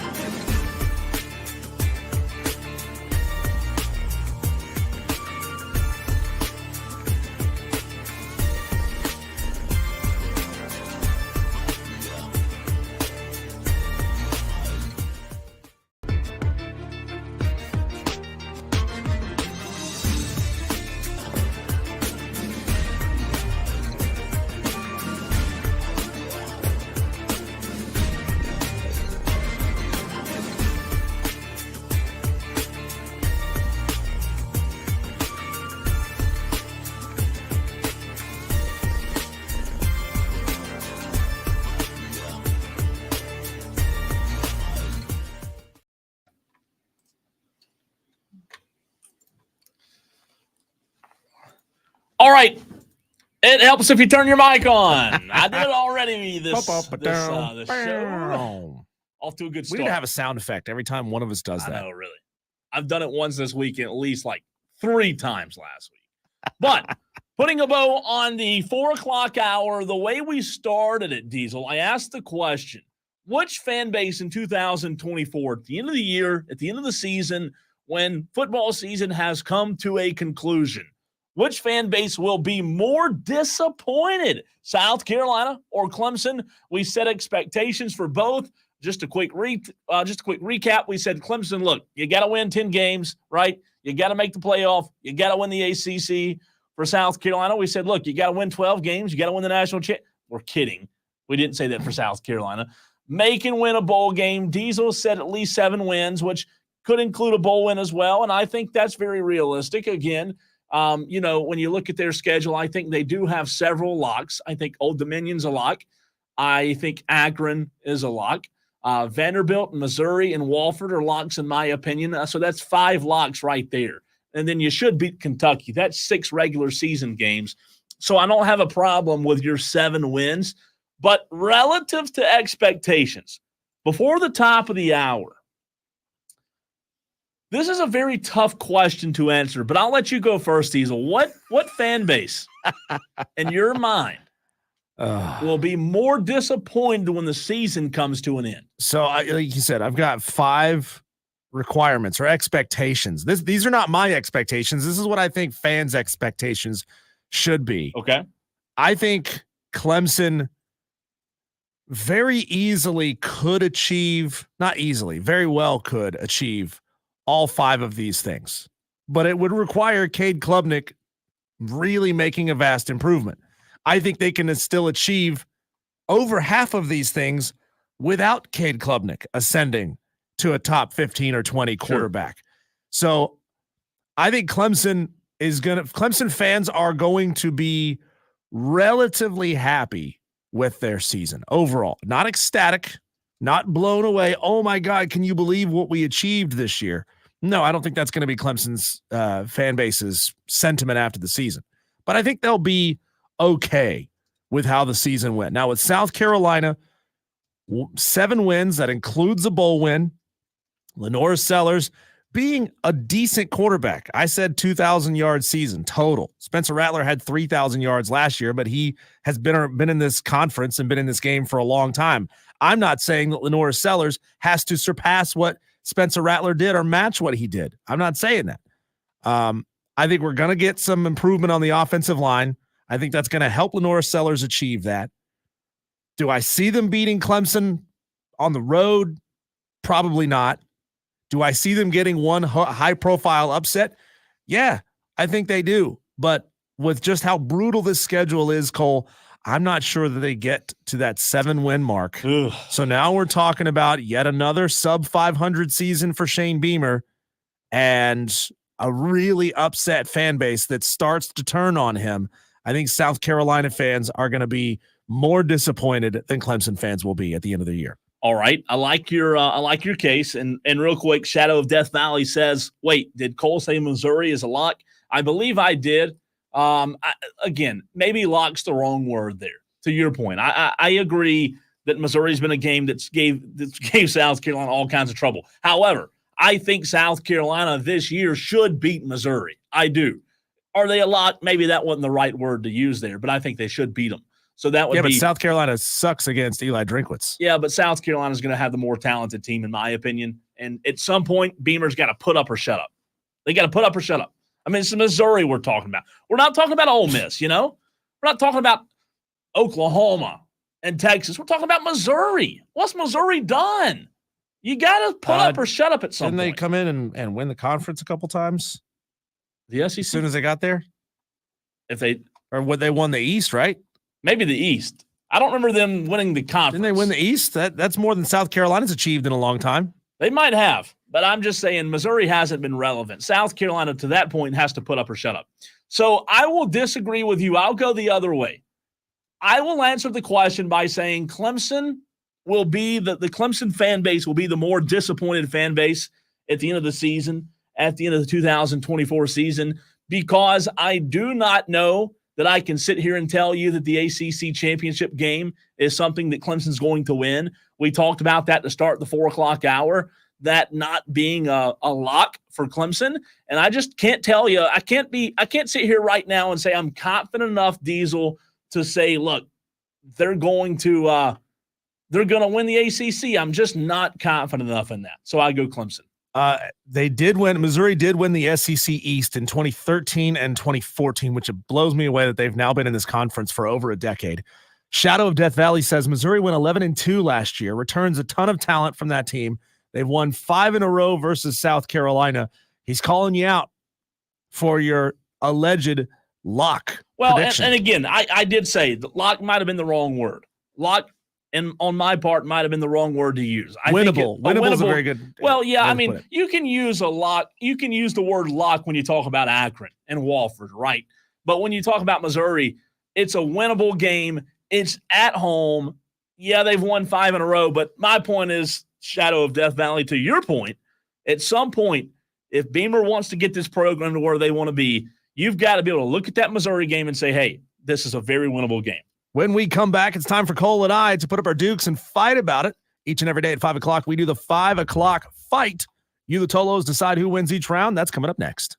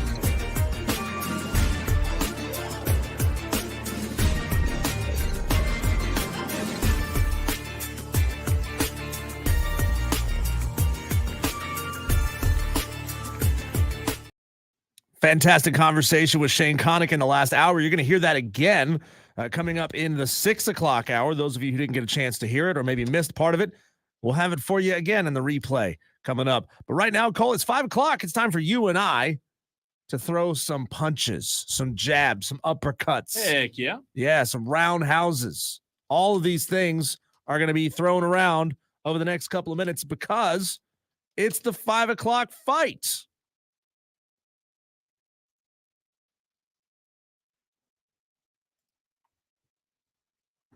Topics, one winner. It's the 5 o'clock fight on Wire to Wire with Diesel and Cole Bryson on the Fan Upstate. So here's how this works. We come up with 3 different topics, 3 different things that we have to fight about. We make our cases, and you, the Tolos, which stands for Turn It On, Leave It On, tell us who wins each round of the 5 o'clock fight. I'll bring us in round number 1, Cole. Earlier in the show, we talked about cookouts. You gave me 16 theoretical dollars, and I could pick between meats, sides, desserts, all of the above, but I couldn't go over $16. But back to that question, you're at a barbecue. You're at a backyard cookout. There's only one piece of brisket left, and there's one piece of dessert left. Which one are you taking off the plate? It's a great question. I very rarely eat dessert, Diesel. Listen, don't hear me say I don't like dessert because you can look at me and tell that I do like dessert, right? But I'm a meat and potatoes kind of guy. Uh-huh. And if there's a piece of meat left and I'm like, I'm not really hungry anymore, but I can fit another. Actually, I'm not going there. Not Piece going of meat there. in your mouth? No, let me That's what I back meant to up. say. You can say If it. I Say can it slowly fit for those in the something back. else, if I can fit something else in a big old gut here, give me the meat all day long over the dessert. I want the leftover piece of brisket, rib, whatever it is. Well, the truth is, if it's the last piece of meat, that's probably the last piece for a reason. Like maybe it's small, maybe it's burnt. Who knows, man? But dessert is always good, no matter what condition it's in. Dessert is always like I was that kid that used to like when my mom would make a cake or cupcakes or whatever it might be, or brownies, I would always like get every little bit of that batter out of the bowl because desserts are just, they're just better. You know, you get that endorphin rush from the sugar. Give me that last piece of dessert all day, every day. Next up. Round 2, fight. We're all living in tough economic times. Money is tight. You can't go to everything. It's a summer night, Cole. Are you going to a minor league baseball game or to an outdoor concert? You know what? This one's tough because I do like concerts, but, you know, I went to a Greenville Drive game a couple of weeks ago with some buddies, and, you know, when you go to a minor league baseball game, the reality of it is you don't go to the game because you care about the team or you care about the players. You don't even know who the players are most of the time. I can't name a single player on the Greenville Drive right now, right? Nobody can. You go because it's a social event. You hang out, you talk, you get to interact, and then the game goes on for a long time, gives you an excuse to hang out, and socialize. It is a social event. And the baseball might be an added bonus. Maybe the game's good, so you get to hang out with friends and maybe see some good baseball. But it's more of a social event for me. I'm a social guy. As you know, I'll go minor league baseball. You just said it right there. You're going to spend 3-4 hours of your time hanging around watching a sport that you like the sport, but you don't know anything about the players. You don't really care who wins. Yeah, it doesn't really matter.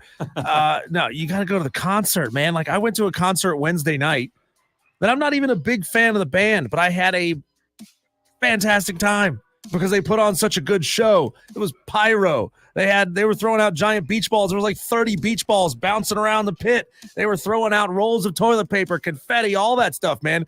It was great. Concerts are just better. You know why? Because you're at least you're there because you have a mild interest in the artist that you're going to see. And who knows? You may discover that you've been wrong all this time. Went to see A Day to Remember. I was wrong all this time not paying attention to that band. They're fantastic live.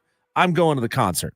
Diesel says concert. And finally, one more round to go. Final round. Fight. You actually came close to this, Cole. So I'm going to give you an opportunity to maybe live out your dream. Would you rather caddy one round of a PGA Tour event or drive the pace car for an entire NASCAR race? That's a tough one. Yeah. You're right. Charlie James, if he was a good golfer, I would have been able to caddy for him in the BMW Charity Pro-Am. However, he sucks at golf, so I didn't, right? Sorry, Charlie, but you didn't make the freaking cut. You didn't make the cut. Sorry, Charlie. Tyler. Sorry, Charlie.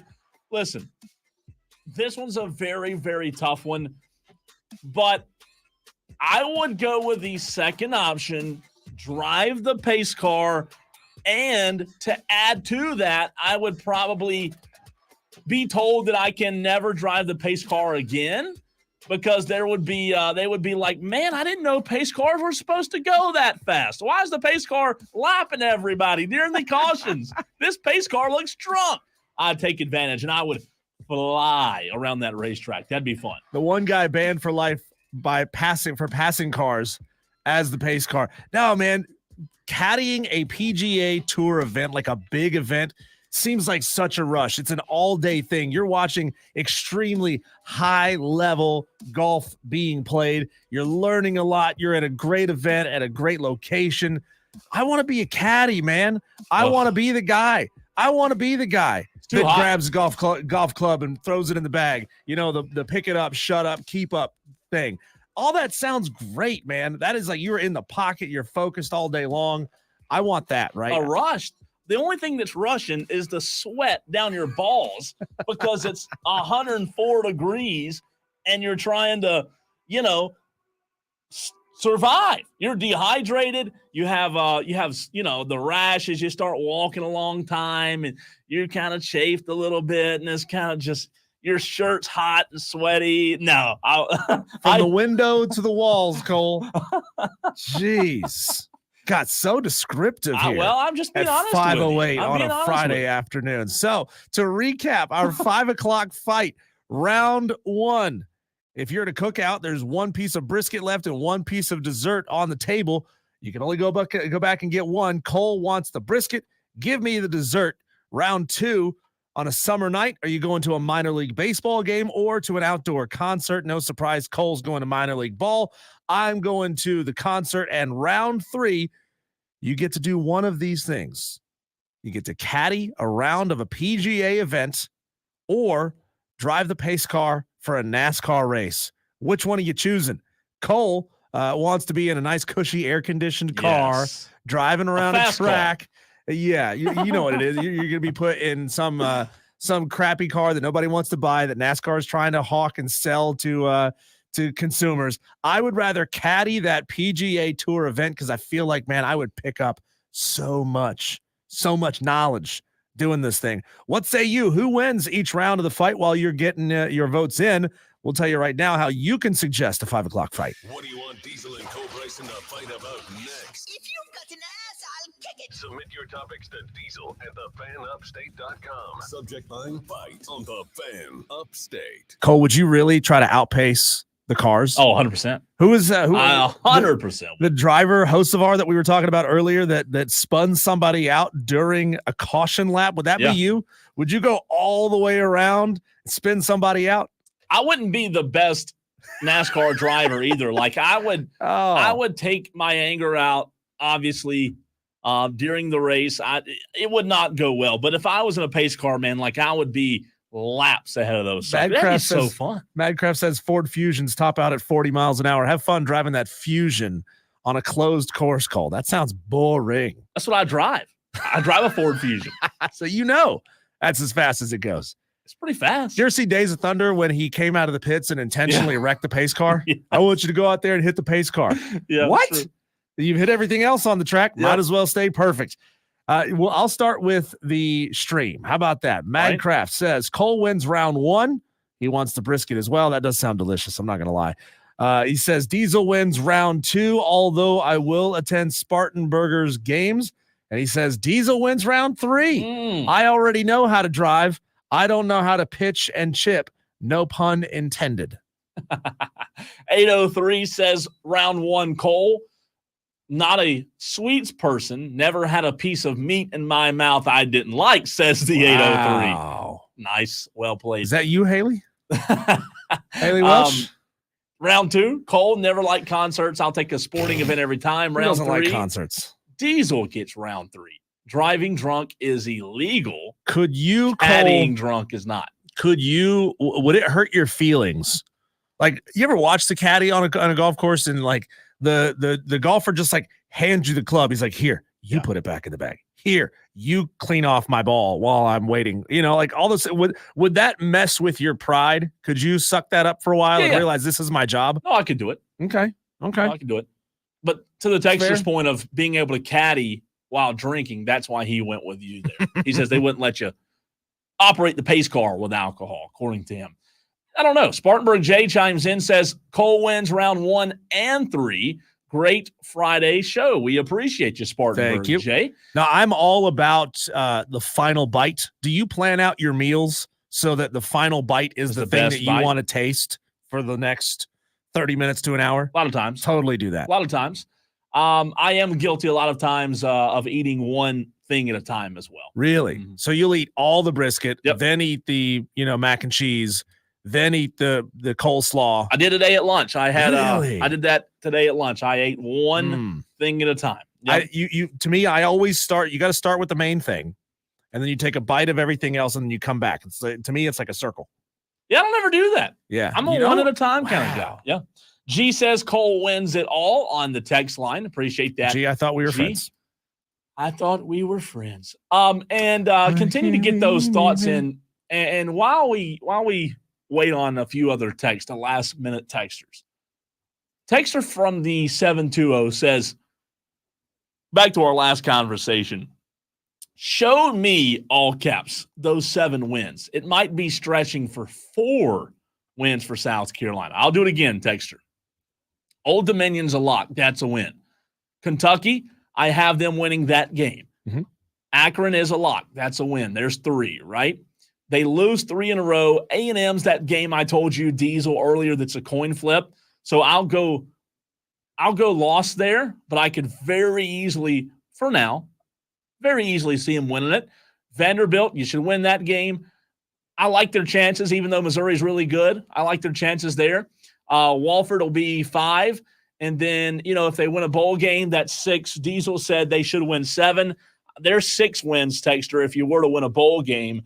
I understand your point about winning, what'd you say, only 4 games?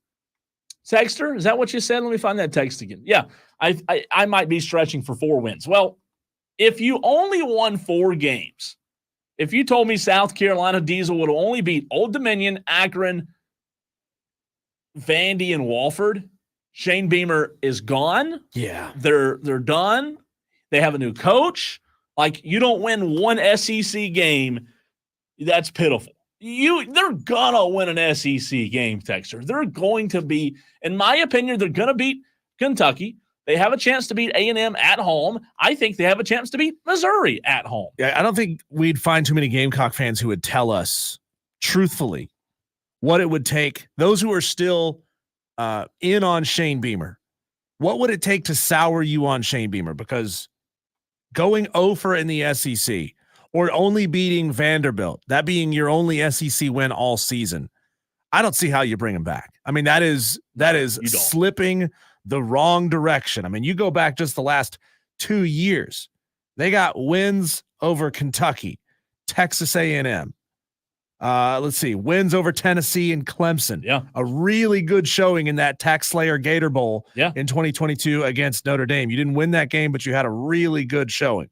And then, of course, last year, who'd you beat in the conference last year? You beat Mississippi State, lost to Tennessee, lost to Florida, Missouri, Texas A&M. Ouch. You beat Vanderbilt. You beat Kentucky. These are the games you were beating these teams. You were beating Kentucky. You were beating Vanderbilt. If suddenly you're slipping back and you can't beat them, there's no way Shane Beamer's coming back for No another way. season. You Absolutely have not. to win a couple SEC games. If you don't win an SEC contest in 2024, Shane Beamer needs to start looking for a house in Blacksburg to see if they want him in Blacksburg, because you got to. Again, Taster, I know it's the SEC. I get it. They play a tough schedule every year. But Kentucky is a winnable game, even though it's on the road. LSU is not the LSU we know from a few years ago with Joe Burrow. I don't have them winning that game, but they're not the LSU. Especially of not old. with Jaden Daniels. Right. They're a different team. A&M's a winnable game. Vandy, if you, like I said though, you go up there and you lose to Vandy in Nashville, yeah, you got serious problems. And Yeah. I think you. Hey, let me ask you this though. I got him winning beating at least A&M and Vandy in conference at minimum. Earlier in those expectations, Mhm. you had one high-profile upset. You wouldn't consider Missouri a win at Missouri or a win at home against Missouri a high-profile upset, would you? Based on where they are right now in preseason and based on the expectations for Missouri, yes, I would. You would? I would. I mean, right now they're 7th in the country in preseason rankings. And if Missouri is what we think Missouri could be this year, I see no reason to say why Missouri is going to fall out of the top 10. I mean, let's pull up Missouri's schedule here real quick. Murray State, Buffalo, Boston College, Vanderbilt. Oh, boom, God. starting 4-0 at They minimum. don't play anybody the first 4 At weeks. Texas A&M after be a a week win. off, but they get Texas A&M coming off of a bye, Yeah, as big. in Missouri's coming off a bye. At UMass, for God's sakes, they should be ashamed of Who themselves. has an easier schedule than scheduling Missouri? that team. But I mean, at worst, Cole, at worst by that point, they're going to be 5-1, and then they play Auburn at home. And Auburn's not going to be good. Nope, they play Alabama on the road. They're probably going to lose that game. They play Oklahoma at home, South Carolina on the road, Mississippi State on the road, Arkansas at home. I mean, I think Missouri is going to have a really good season. By the time they get to Columbia, South Carolina, I think at worst, very worst, they've got 3 losses, but probably 2. Oklahoma and Alabama. God, that's an easy schedule compared Real to easy. other SEC teams. That's a high profile win. You beat Missouri, especially if they get one of those 2 wins. Come on, you telling me beating Missouri coming off of an Oklahoma win is not a high profile win? Madcraft asked on the stream, I'm curious as to why y'all believe it's a winnable game for Carolina. I do believe it. Diesel didn't say that, but I do believe it's a winnable game. I don't want to put words in his mouth. He asked, y'all are saying Carolina could be the top 7 team just to be transparent. Yeah, they could, in my opinion. I'll tell you why. Missouri's not a top 7 team. You can label them 7, and with their schedule, they'll be highly ranked. Madcraft, they're not one of the best 7 teams in the country, right? So you're calling them a sham in advance? Yeah. I don't want to say a sham, but who's Overrated. who's gonna test them? Who's gonna test Missouri in 2024? You get Alabama after playing 8 cupcakes, 7 cupcakes. Yeah. I mean, really though. By the time they get to Columbia, South Carolina, they will have played their only real games at Texas A&M, currently number 25, at currently top 10 Alabama, and hosting Oklahoma. You've had 3 real games at that point. That's unbelievable. Yeah. That's unbelievable. Madcraft says that's a fair point. They've at least top 15. Yeah, they're top 15. I'll say this. Last thing about Missouri. South Carolina, to my point, they beat Diesel said it a minute ago. They beat Tennessee 2 years ago. Smacked them good. Smacked them, and then went the next week and beat who? Beat Clemson the very next week, Madcraft. You're telling me that it's out of line for me to believe that they can't beat Missouri? I mean, what has Missouri done? Yeah, they're a good team. I like Eli Drinkle. He's a good coach, but I'm just telling you, South Carolina, we've got to get to a point where if Shane Beamer's going to be the guy and they're going to get back to a place to where Spurrier had them or even relatively close, you got to stop saying, oh, they're not going to be able to beat Missouri. Missouri's a good team, but you gotta at some point put up or shut up, in my opinion. That's all I'm saying. I think this is maybe not that bold, but I think it's bold prediction. I think there's a 51% chance Shane Beamer is not the head coach next year of South Carolina. And I do think Sean Elliott would be a prime candidate to take over that role. He should, but he won't. He won't. He won't get it, but he should be. Heck, they didn't give it to him the first time around when he lost to Clemson by 7 points at Clemson. I was there that day. And when he was the interim coach, they were playing fantastic. He's a great coach. Oh, Gamecock fans, you think you love Shane Beamer. As Gamecock fans, you think you like Shane Beamer, Mr. Give everybody a hug, put your arm around him, welcome home, Shane Sunglasses. Beamer. Just wait until headbutt a lineman without wearing any protection at all. Sean Elliott is your head coach. That guy embodies the South Carolina spirit far more than Shane Beamer ever could. And I like Elliott. I really do. I thought he should have been given a chance the first time around when he was named interim. Then they bring in Muschamp. I think he should have been given a shot then, but they did. All right, it's July the 5th. Before we hit a break, just so we can get this in stone, Diesel, we're going to Charlotte, you and I, at the end of the month. Then I'll be gone for a week and 2 days. Do we want to do our official South Carolina and Clemson predictions before then, or wait until after I get back from out of the country? And that would be the 1st of August. Let's do it when you get back. We'll have probably some summer camp or some fall camp under our belts at that point. We'll know a little bit more about these teams. We'll know who may be suspended, who may not be. I mean, with Cade Klubnik, we'll be getting those reports to find out, has he really fixed a lot of his issues? Is Lenora Sellers showing potential to be that dude in Columbia? Let's wait until a little closer to the season. August the 5th, I will be back after, like I said, I'll be gone for 7 days, 7 work days. August 5th will be the first Monday of August. So we'll have 3 weeks in August. I'm telling you, these dog days they'll pass quickly. We're going to have to squeeze it in because I'll be out on vacation the middle week of August. 12th? Yeah. So let's do it. Let's do it the 5th then. That week of the 5th. Let's do our South Carolina official predictions for South Carolina, for Clemson. Put them in writing. Put them on our whiteboard over here that is imaginary whiteboard. I think what we should have to do here, Cole, is we should pick a wins and losses, and we should have to make at least one bold prediction for the end of the year. So we got to predict something big happens. For both teams, programs. one for each, yeah. Dabo's fired. We can make 3 bold predictions if you want to. I mean, out of 3, we're bound to be right about one of them. You would think, right? You would think. I like it though. So August 5th, the first week of August, before Diesel leaves for vacation, we will do that. We'll get this thing started and put them in stone, if you will. All right. Texter says Missouri has Cook, an NFL quarterback, against South Carolina with a rookie quarterback. Come on, man. I don't consider Lenore Sellers. Again, I don't think you guys are understanding my point. I don't consider Lenore Sellers a scrub rookie quarterback that he has played games. Has he played in high-pressure situations? No. But I'm telling you, if they can get a run game going and have some protection, I think Lenore Sellers will be a lot better than people give him credit for. I really do. All right. Very next segment, Diesel. You and I we predict the 2024 potential college game day locations, the biggest games each week. You can play along as well. Next.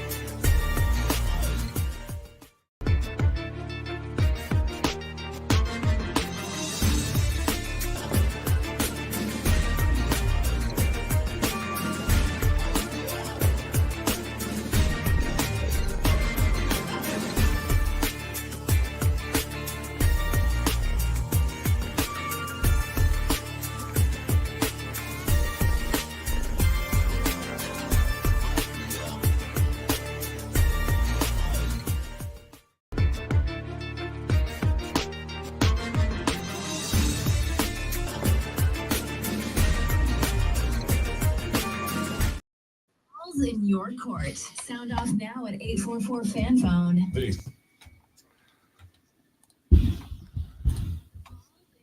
All right, Diesel. We have to look at the 2024 season.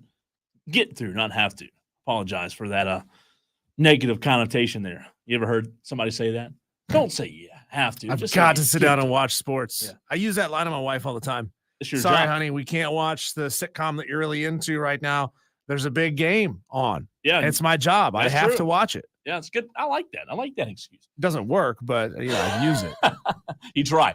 So 2024, let's predict the college game day locations. You, the Tolos, can play along as well. Tolo stands for turn it on, leave it on. That's what we ask you to do each and every day on this show. 2024 should have some good college game days. Let's start with the very first week, which is, I have it as week 1, but I know that you put week 0 on the rundown. Will they do a game day that day? I just use week 0 because the official, ESPN app does not have that as week 1. Like it's all that is lumped into week 1, which stretches for like 12 days. Gotcha. So August 31st, you have a couple of good candidates here. Yeah. I like these a lot. You have Clemson, Georgia, in Atlanta, Penn State, West Virginia. But Diesel, the college game day location, in my opinion, for week 1 will be Notre Dame versus Texas A&M. What say you?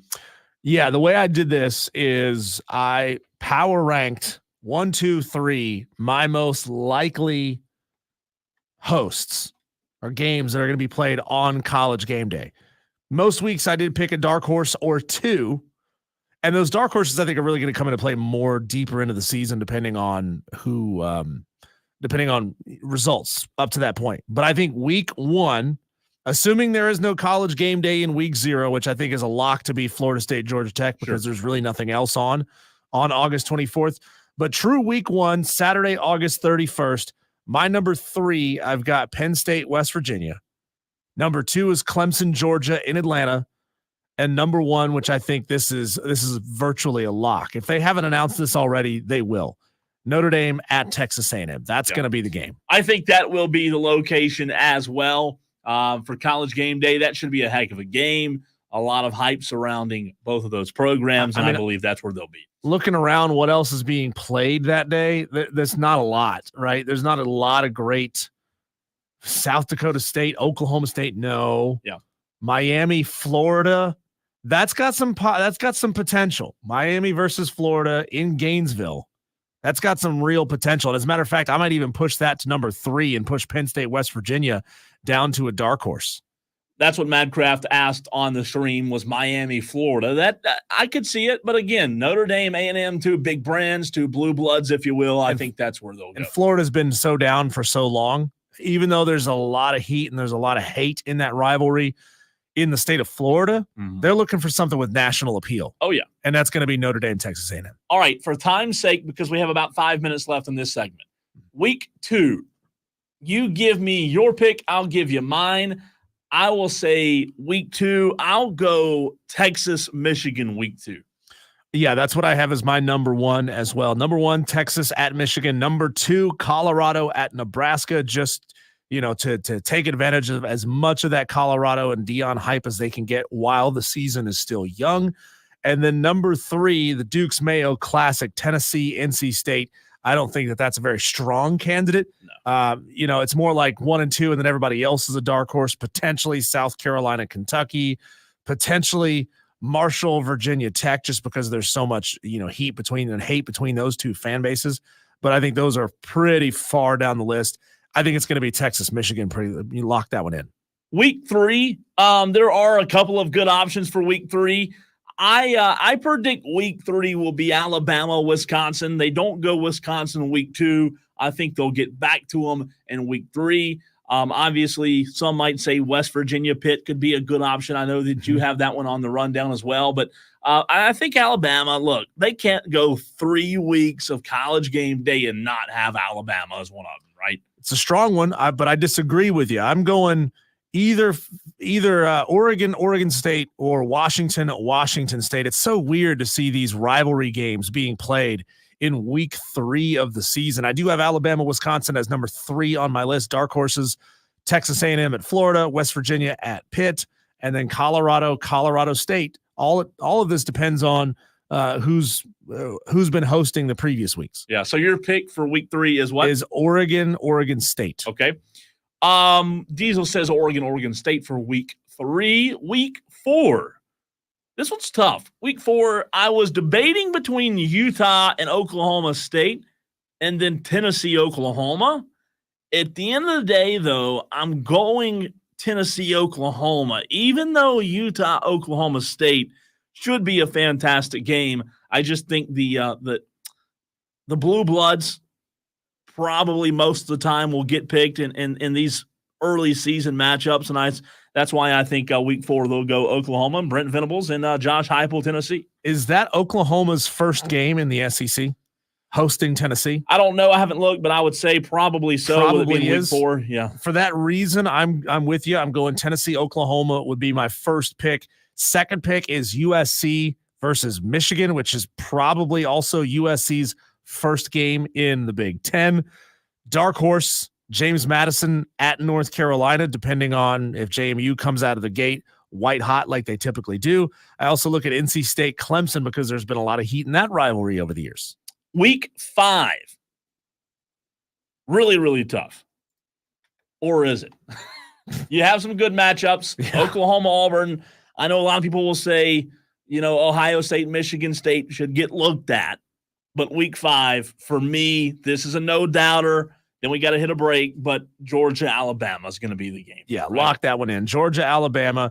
I got Oklahoma, Auburn. Everybody else is basically a dark horse after that. Oklahoma, Auburn, Ohio State, Michigan State, North Carolina, Duke. And then both of these schools have been darlings in the media over the past couple of years. Don't sleep on if chaos ensues up to this point. Don't sleep on maybe Liberty at App State. For game day? App State's hosted game day. It really? was Troy at App State. Yeah, Troy at App State was a game day a few years ago. For week 5, though, with Georgia, Bama being there, yeah, they're it's going to be Georgia, Bama. It is. All right, no Clemson Tigers as of yet. We're going to get to week 6. Through week 14, you can get your predictions in week by week. 71307. Start your text with the word fan.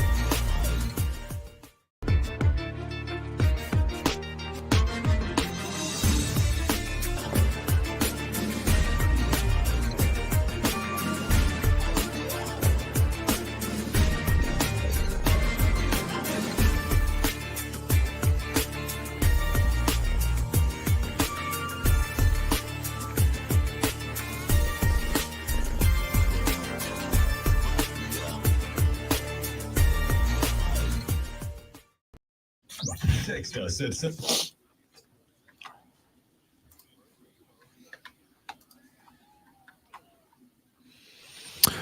Went through our first 5 weeks of the college football season, call it 5.5 because week 0 was on the list, predicting what our most likely hosts are going to be. Games featured on College Game Day. We won't make you go back and listen to that whole thing all over again, or we won't repeat it. You can go back and find it yourself. So let's pick things back up, Cole, with week number 6, starting October 5th. We got a bunch of big matchups that weekend. I've got Clemson, Florida State as my number 1 that weekend. Missouri, Texas A&M possibility. Michigan, Washington, strong possibility. Dark horse, possibly Wake Forest, NC State, or even App State, Marshall. Yeah, I would look at Missouri A&M and Clemson, Florida State as the 2 possibilities there. Michigan, Washington, how much does that move the meter? It's an intriguing game. It just depends on how those 2 teams are doing in the first 5 weeks. A lot of big changes. And with Clemson, Florida State, you want that to be a big game. But, man, if Clemson gets drugged by Georgia, maybe people still remember that in week 6, and maybe they do go with Eli Drinkwitz at Missouri. I mean, Michigan, Washington is not a bad choice only because, Cole, it may be one of your last opportunities to go to one of these up north programs and locations where it's not blistering ass cold. So I think the state of Washington in October is probably very pleasant. Be a great place to be. Week number 7, Cole, October 12th. I'm going Ole Miss LSU as my number 1 candidate. Ohio State, Oregon is my number 2 candidate. Texas, Oklahoma as number 3 with a dark horse of Florida at Tennessee. I think as much as I would like to say Ole Miss LSU would get it, and they could, I think Ohio State, Oregon will get it. I think Ohio State's going to be pretty good again, as they always are. And I'm really high on Oregon this year. Oregon's done a really good job the past few years of recruiting and using the portal.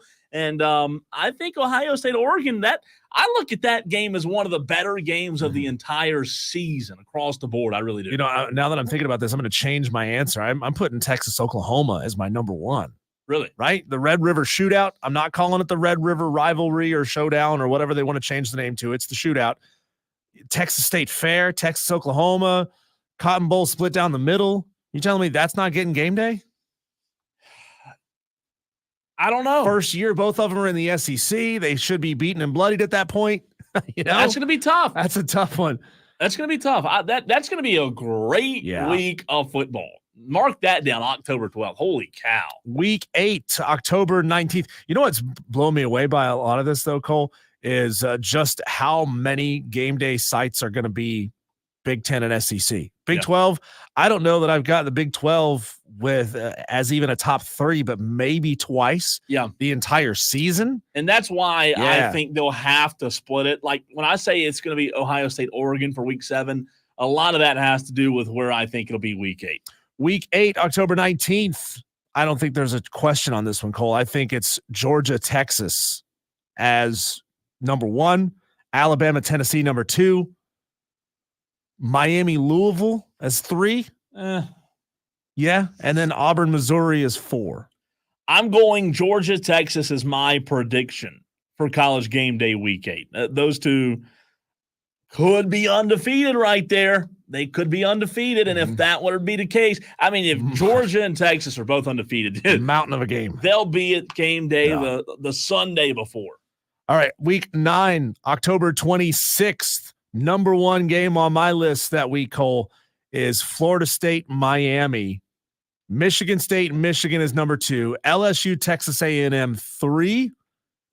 Dark horses, Oklahoma, Ole Miss, Notre Dame, Navy. Because once you get this deep into the season, Cole, that's when they start, getting a little cute. That's when they start going to the oddball place that they don't go to very often. And that's why, to your cute point, that's why I have week 9 College game day, Kansas at Kansas State. Really? Yep.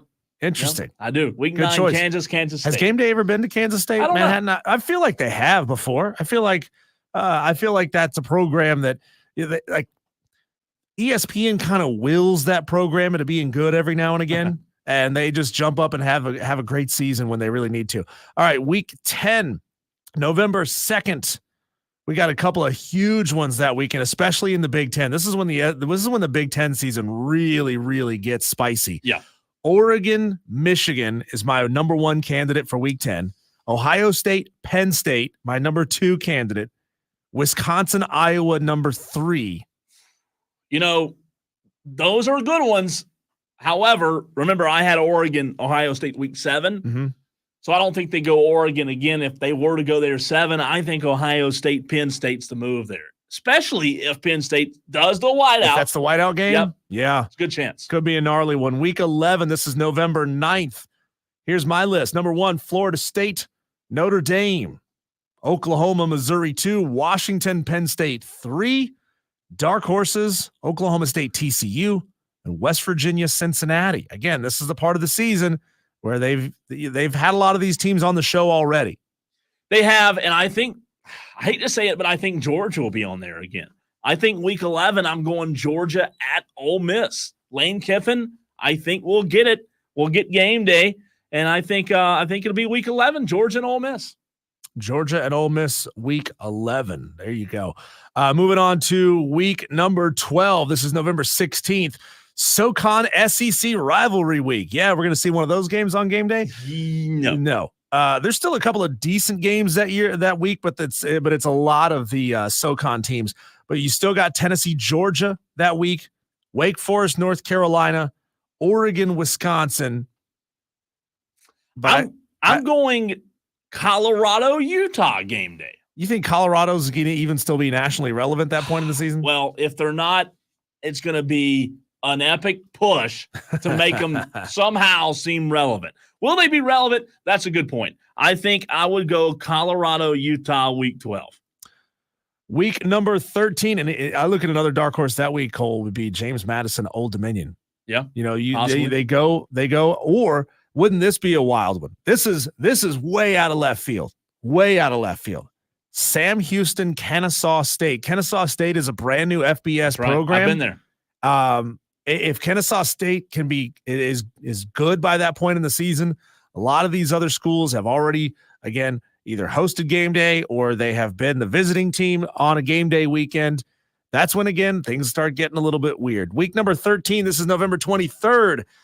I think this is a lock, Cole. Alabama, Oklahoma, maybe USC, UCLA. And then it's a bunch of dark horses after that, possibly James Madison, App State, Baylor at Houston, or even Georgia Southern at Coastal. And I'd even add maybe Wisconsin, Nebraska that week. I mean, you have Virginia Tech, Duke that night as well. I don't think they'll be there, but maybe a little dark horse there. I would agree, Alabama, Oklahoma. And final regular season week of the year, no doubt this one's going to Ohio State hosting Michigan. Also that weekend, Washington, Oregon, Auburn, Alabama. Possibly even South Carolina, Clemson, or Notre Dame, Southern Cal. I agree that Michigan, Ohio State will probably get it, but A&M versus Texas, I will also add as a dark horse, and I'll also throw Kentucky versus Louisville as a dark horse, just depending on how those two do. But it's going to be a lot of fun. I cannot wait. We do know that chaos will ensue. You can't keep putting the same teams on game day week in and week out, so it's going to get wild down the stretch. All right, coming up next, we will put a bow, if you will, on this this show today, getting you started off strong in the final hour with some Caitlin Clark ticket prices in August when she comes to Hot Atlanta. You won't believe this. Stay tuned next.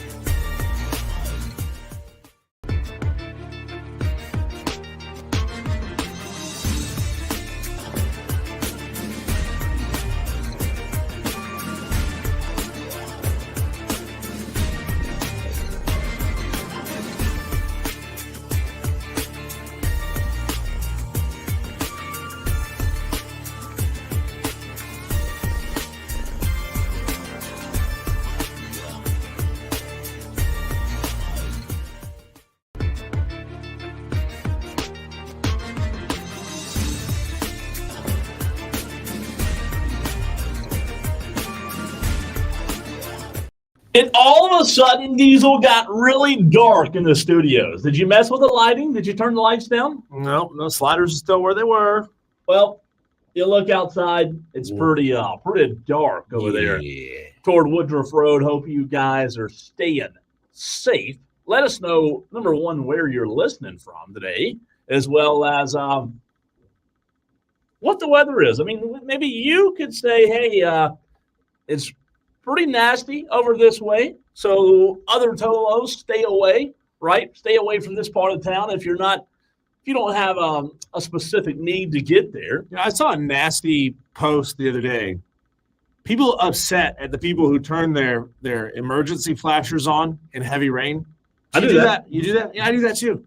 I don't see why it's a problem. Look, I mean, when we're talking about heavy rain, like you got to have your windshield wipers up as high as they'll go, and you still can't see the car in front of you. I need all the light and all the indication I can get that you're in front of me.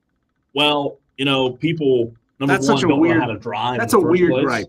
And if the rain is that heavy, pull off. Yeah, just stop the car. You don't have to keep going.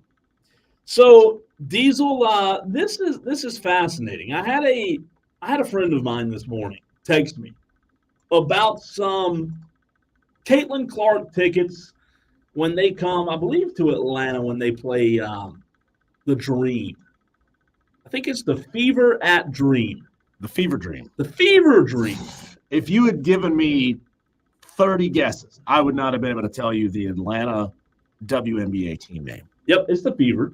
Do they have a WNBA team in Charlotte? They do not. They do not. Okay. They do not. If you had asked me that, it would have been a pure guess. So ticket prices, if you want to go watch Caitlin Clark, when her Indiana Fever come to State Farm Arena on August the 26th, which is a Monday, by the way, nosebleed tickets are $80 to $100. Nosebleed.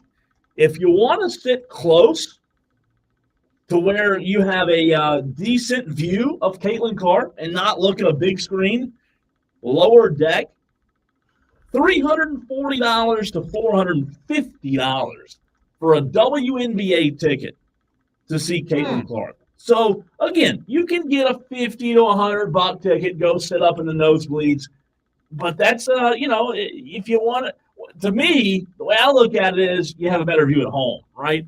If you are not going to see Caitlin Clark, the biggest star in the game of women's basketball, what is a WNBA ticket? Assuming we're talking about a good team, a plus 500 team playing a decent opponent.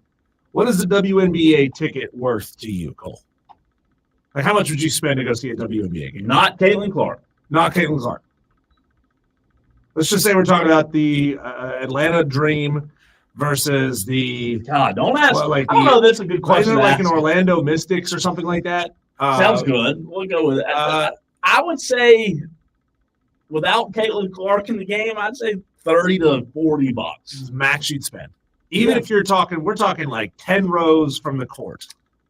Good, 10 rows really good tickets. Okay, I'll go 50 to 75. You'd pay. I wouldn't pay $75.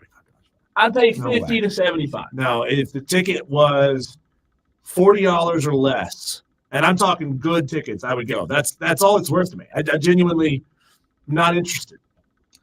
I didn't say I was interested either. But I'll go. Well, I know. But if somebody offers you good tickets and they say, hey, I got these good tickets. I like basketball. First 15, 20 rows, mid-court. Will you take them for $50? Yeah, I would do it. Would you take them for $75? I'd probably say 75 is my max. Okay. I'd so say definitely would do it. Good. Yeah, I'm tapping out at 40. I'd do it for 50, but that's it. That's it. So I guess the question is here with Caitlin Clark, a few weeks ago, you and I read an article, talked about an article right here on this show that basically outlined and highlighted the WNBA's decline in revenue. Even though their ticket sales are up and they have Caitlin Clark and Angel Reese and all these great players, I guess my question to you and to our Tolos is, at some point, does star power attempt to bring this climax to a head, or do you think that maybe you're in the same boat that I am. Regardless of the star power of players like Caitlin Clark, they have a bigger issue that star power is not going to be able to fix.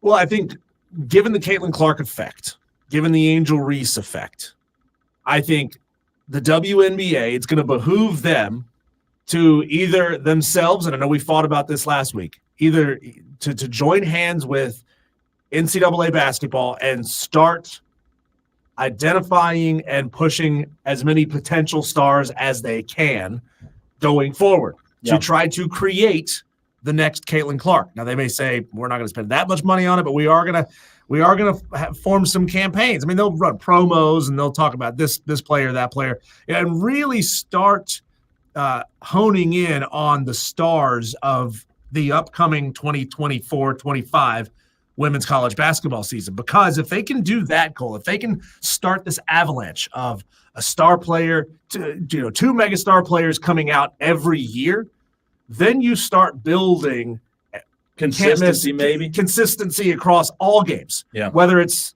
Caitlin Clark's fever team playing or not. And I'm not saying here that Asia Wilson and some of these great players that have come before, Kelsey Plum, that they shouldn't be stars in their own right. They should be because they're great, but they're not. Right? They are stars inside the game of women's basketball. Caitlin Clark and Angel Reese, and I would say a majority of that 80-20 is on Caitlin Clark, are stars outside of their game. Yeah, listen, I hear you, and I agree with the game needing stars consistently. However, I would say I don't think that would even be enough. No? I don't think it would be enough to get the WNBA to become profitable. I don't intend to ruffle feathers with this statement, and I really don't mean it any offense to it at all. But the bottom line is it's a women's sport. I'm sorry, if you want to get upset with me, you can. It's a women's sport. Women's sports don't produce the numbers and ratings and revenue that men's sports do. I'm not trying to be sexist in any way. I'm just telling you that based on the numbers, the men's sports are what brings in the revenue, what brings in the ratings, and what generates buzz and an audience. Women's sports don't. You're not far off, Cole. And there's a couple things I'm going to say that are probably untoward. And a couple of years ago, when it got me too'd and canceled. Cancel culture. Yeah. For men, for 50% of your potential viewing audience, for whatever it's worth, men require some level of sex appeal to want to watch something. If it's a women's specific sport, they're going to require some form of that. And I'm not saying it's right or it's wrong. I'm not talking about athletic prowess here. I'm just talking about if you want the random casual fan to tune in, let's just say a dude's flipping around sports channels, and all of a sudden, bam, he lands on women's volleyball. He might stop and watch women's volleyball for a couple of seconds. Dang, that was a big old lightning strike to my left. Wow. I saw it out of the corner of my eye. He'll watch it, even though he has no interest whatsoever in women's volleyball for real. He'll watch it because, some hot ladies out here playing volleyball. Sure. Same with maybe some track and field, potentially, because they're kind of scantily clad. I mean, did you ever see the movie A League of Their Own? I have not, believe it or not. They put these lady baseball players in skirts. You know why? Sex sells. Yeah. It works. And then eventually people came around to the fact, there's some really skilled baseball being played here. And that's a true story. And I get that. Yeah. I get that part. So WNBA is certainly too big and beyond the point where they are going to lower themselves to try to add sex appeal into the game. They are well beyond that. It is not even in their thought process. On top of that, Cole, we have the ability, I think most people have the ability, if you're not really into that sport, you can only have the capacity to care about one or two or three athletes over the entire sport. It's a reason why individual women's sports like MMA really work. Yeah. They really work because we can get behind one player instead of one fighter. Yeah, instead of a couple of hundred spread across an entire league. Madcraft on the stream says or asks, what's going to happen when all this calms down and people stop caring? Then all these private charter flights and luxuries they're receiving stop being affordable. Are we going to be talking about Caitlin Clark in January? Look at that lightning strike that lasted like 6. Okay, maybe not 6 seconds. It lasted like 3 seconds. There was like 4 strikes all in the same place. God saying, screw that spot right over there, specifically that spot. No kidding aside, I wouldn't get sidetracked for any lightning strike. That was one of the scariest looking lightning strikes. We need to get a hold of our engineers and ask the question: are all of these boards grounded? My feet like that's been a legitimate fear of my entire career. Is a lightning strike hits the building and then it flows in through my headphones and into my head. See ya. We'll do the show. Feet off the floor, headphones off, hands not touching anything. Monkey pose for the rest of the show. I could do it if it meant I didn't get struck by lightning. But back to Matt. He brings up a good point. Let me answer this question first. Are we going to be talking about Caitlin Clark in January? No. I don't think so. When does the WNBA season end? I believe it ends in the fall, if I'm not wait a minute. It's got to be the winter time because it starts September 19th. Okay, so I was right. That's when the regular season ends. Playoffs, what? Then you go into the playoffs. November, probably. You know, it's a good point, Matt Kraft. I'd say no. I'd say in January we won't be talking about her because the season will start back in April, May, right? Whenever it starts, it's a shorter season.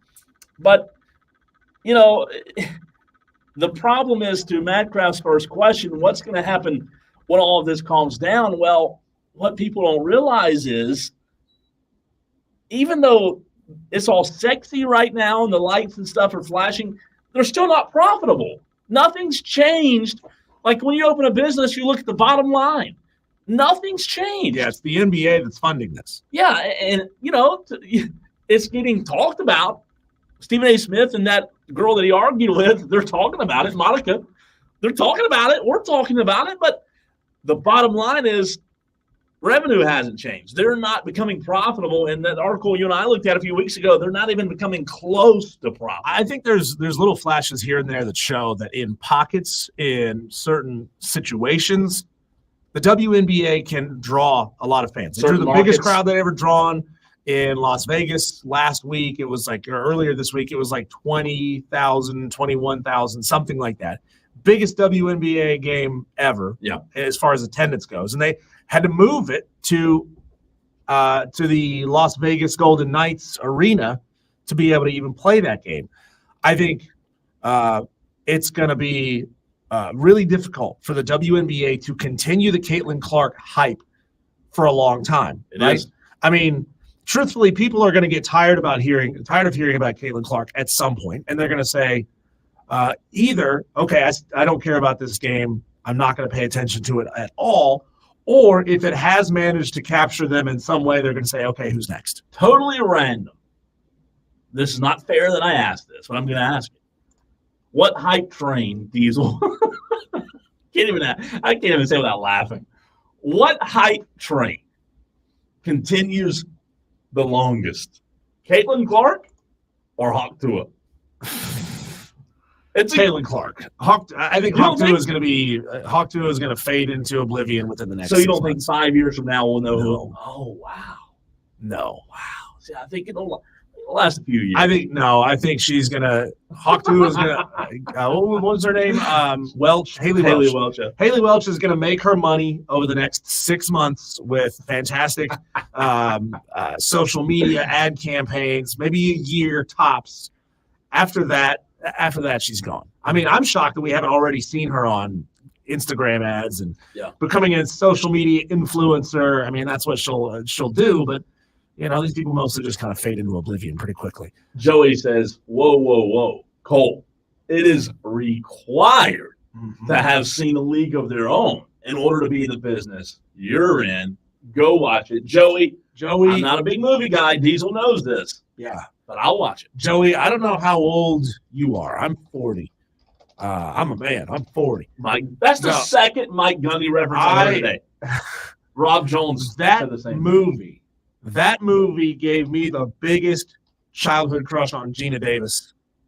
I think of probably any of my childhood crushes. Oh, it's a Gina Davis, 1992 film. redhead, sexy, like pinup doll look to her. She was a smoke show. I'm looking at the thumbnails, if you will, right? Yeah. Now they did do a remake of the remake and try to turn it into a TV show like a year ago. Is it a black and white movie? No. Is it black and white? I just want to make sure. What? What are you looking at? I don't know. Turn off your safe search. He Oh, says sorry, he's wrong 43 and absolutely Gina Davis. Yeah. Gina Davis. Hot. Madonna, hot in that movie. He also brings up a good point. Before Clark, it was Sabrina Insecure. And I didn't say that. Inescu. See, but to his point, when's the last time you heard her name? Yeah, but Sabrina Inescu didn't set all these records in college. She didn't come into the league with this kind of hype. I like Sabrina Insecure better. She's insecure about herself. No, I mean, it's the WNBA has their work really cut out for them. Do I think they'll ever be a standalone profitable league? No, I don't. I think they're always going to have to be funded by the NBA. It is getting nasty. So wherever you are, be safe. We do have an interview with Shane Connuck coming up on the other side. Shane is with the Charlotte Observer, does a great job. And, wherever you are, just make sure you're safe because I'm getting a little weather notification over here on my computer saying severe thunderstorm warning as well as a heat advisory. But it's coming down pretty good. A little nasty pocket where we are over here on this side of Greenville. When we come back, we are going to replay that interview we had earlier in the show with Shane Connuck. He writes about NASCAR for the Charlotte Observer. If you've been a fence rider on NASCAR this season or over the past couple of seasons, stick around, listen to this interview.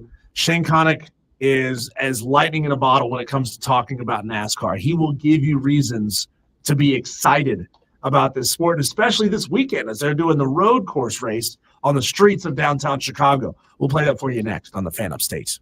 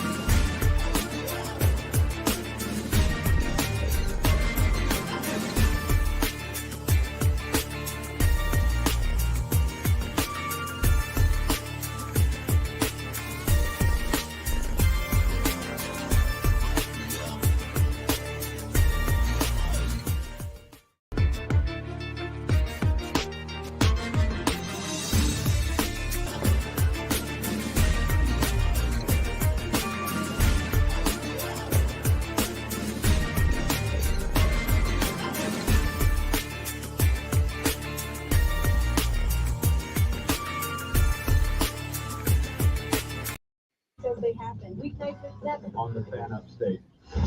Leave your namby-pamby sports takes at the door.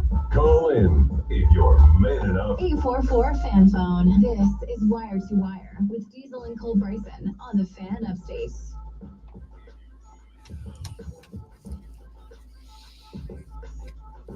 Setting up for one of the most exciting NASCAR events of the season. Not only are they turning left, they're turning right, and they have to dodge potholes. They're racing on the streets of Chicago this weekend in NASCAR. We bring on Shane Connuck of the Charlotte Observer. Find him on Twitter at Shane_Connuck. I ask you, Shane, big question to start off the segment. Do you see the races in the streets of Chicago as a legitimate NASCAR event, or do you look at it as more of a spectacle, attention grabber, kind of like a Jake Paul fight? Every other NASCAR event has the opportunity to put the sport on a stage that it just does not get to be on otherwise. Sport doing everything it can to get into bigger, different markets, and this not only takes its traditional fans to see a show that they just don't see every week, but this is a spectacle, like you said, that anybody is going to have some level of interest in. So a year after we got to see a race that nobody could have predicted, first time in 60 years that a first-time winner gets his opening NASCAR win in his debut in the Cup Series, think we could get an even better race on Sunday. I like that, Shane. I have been opposed. Diesel and I have talked about it. I've been opposed to the street races, but I'm going to give it a chance, okay? I'm not going to judge the book by the cover, but I want to go back to last Sunday night after the rain delay, and it seemed like a million restarts in overtime. I told Diesel on Monday, I told our audience on Monday that that was, in my opinion, the best race of the year on Sunday. Would Shane Connuck agree? Shane Connuck would agree. And even though last year's Chicago street race, even though last week 5 overtime restarts, there's a lot that is like, how did we get to a point where Joey Logano's the winner, that Shane Van Gisbergen's the winner? But there's a lot in that race that leads to that is interesting in of itself. And I think that you look at what happened last week, that was just a mess, each of those overtime restarts, because everybody's racing so aggressively, guys wrecking, and then in the end, when it's all said and done, Joey Logano did not have to do very much to get to victory lane other than deliberately avoid using fuel and then almost running out of gas at the end and just staying just in front and making it. And so that's sometimes what you have to do to get a win, but it would have been so much better if Zane Smith could have been the one who ended up with the victory a week ago. Usually when you get to those situations where you have all these overtime restarts and somebody wins and it's like, how do you win? It's somebody like Zane Smith where everybody's going to remember the P2 finish that he put together last week as much more so than Joey Logano's win. So if Zane Smith could have been able to get the win last week, I think we'd be looking back at the whole mess of a finish a lot better that we got to have a deserving first-time winner. But to add a 2-time Cup champion in the playoffs like that, that's how it goes sometimes. Shane, I didn't get a chance to watch the races over the past weekend. Can you take me into the situation with NASCAR fining Carson Hocevar, docking him points? It pushes him down in the point standings, but it's not like it really matters. Looking up those standings, he's hovering right there in the low 20s. He's kind of you have to win a race or else you're not making the playoffs at all. Take us into that situation. Is that shades of fist fights in the All-Star race? What was going on there? What caused it? Yeah, that was one of those, when you get to these overtime restarts, and what that means is that somebody wrecks somebody and they go back under caution. And then they have a 3-lap shootout, 3 laps for it all, and then there's another wreck that happens and they do it again. They did that 5 times to end last week's race. And at one point when they went to caution, under caution, Carson Hocevar, pretty far back in the field, 20-something, just runs up kind of fast and wrecks. I believe it may have actually been Zane Smith. Can't remember that's who it was, but Carson Hocevar did aggressively come up from behind, wreck another car. You saw it pretty obvious blatantly on the replays in the moment, and then NASCAR went as far as to find him. I don't think that compares to something like the fight that we saw after the All-Star race as much as this is aggressive moves on the racetrack. However, it is something worth talking about and something that you don't see every day, that under caution or almost under caution to make as aggressive of a move as Hocevar did. But we've seen that kind of racing from Carson before. If you remember last year, the Truck Series championship race, Carson Hocevar wrecked Corey Heim, who was the points leader and was on his way to likely winning the Truck Series championship. And Hocevar just wrecked him. And then later, Heim wrecked Hocevar, and it was a whole mess that ultimately resulted in even more overtime restarts later and Ben Rhodes winning the whole thing. And so Carson Hocevar has had that aggressive, that in him, and a lot of the older guys have had some stuff to say about it. But I think when you see him do that in a race and he gets fined all that, starting to see Carson Hocevar just continuing to make a name for himself in his Cup rookie year. Shane, over 100 laps. How big is the fuel tank in Joey Logano's car? Because there's no way, watching that race on Sunday, how did he not run out of gas? Or fuel, rather?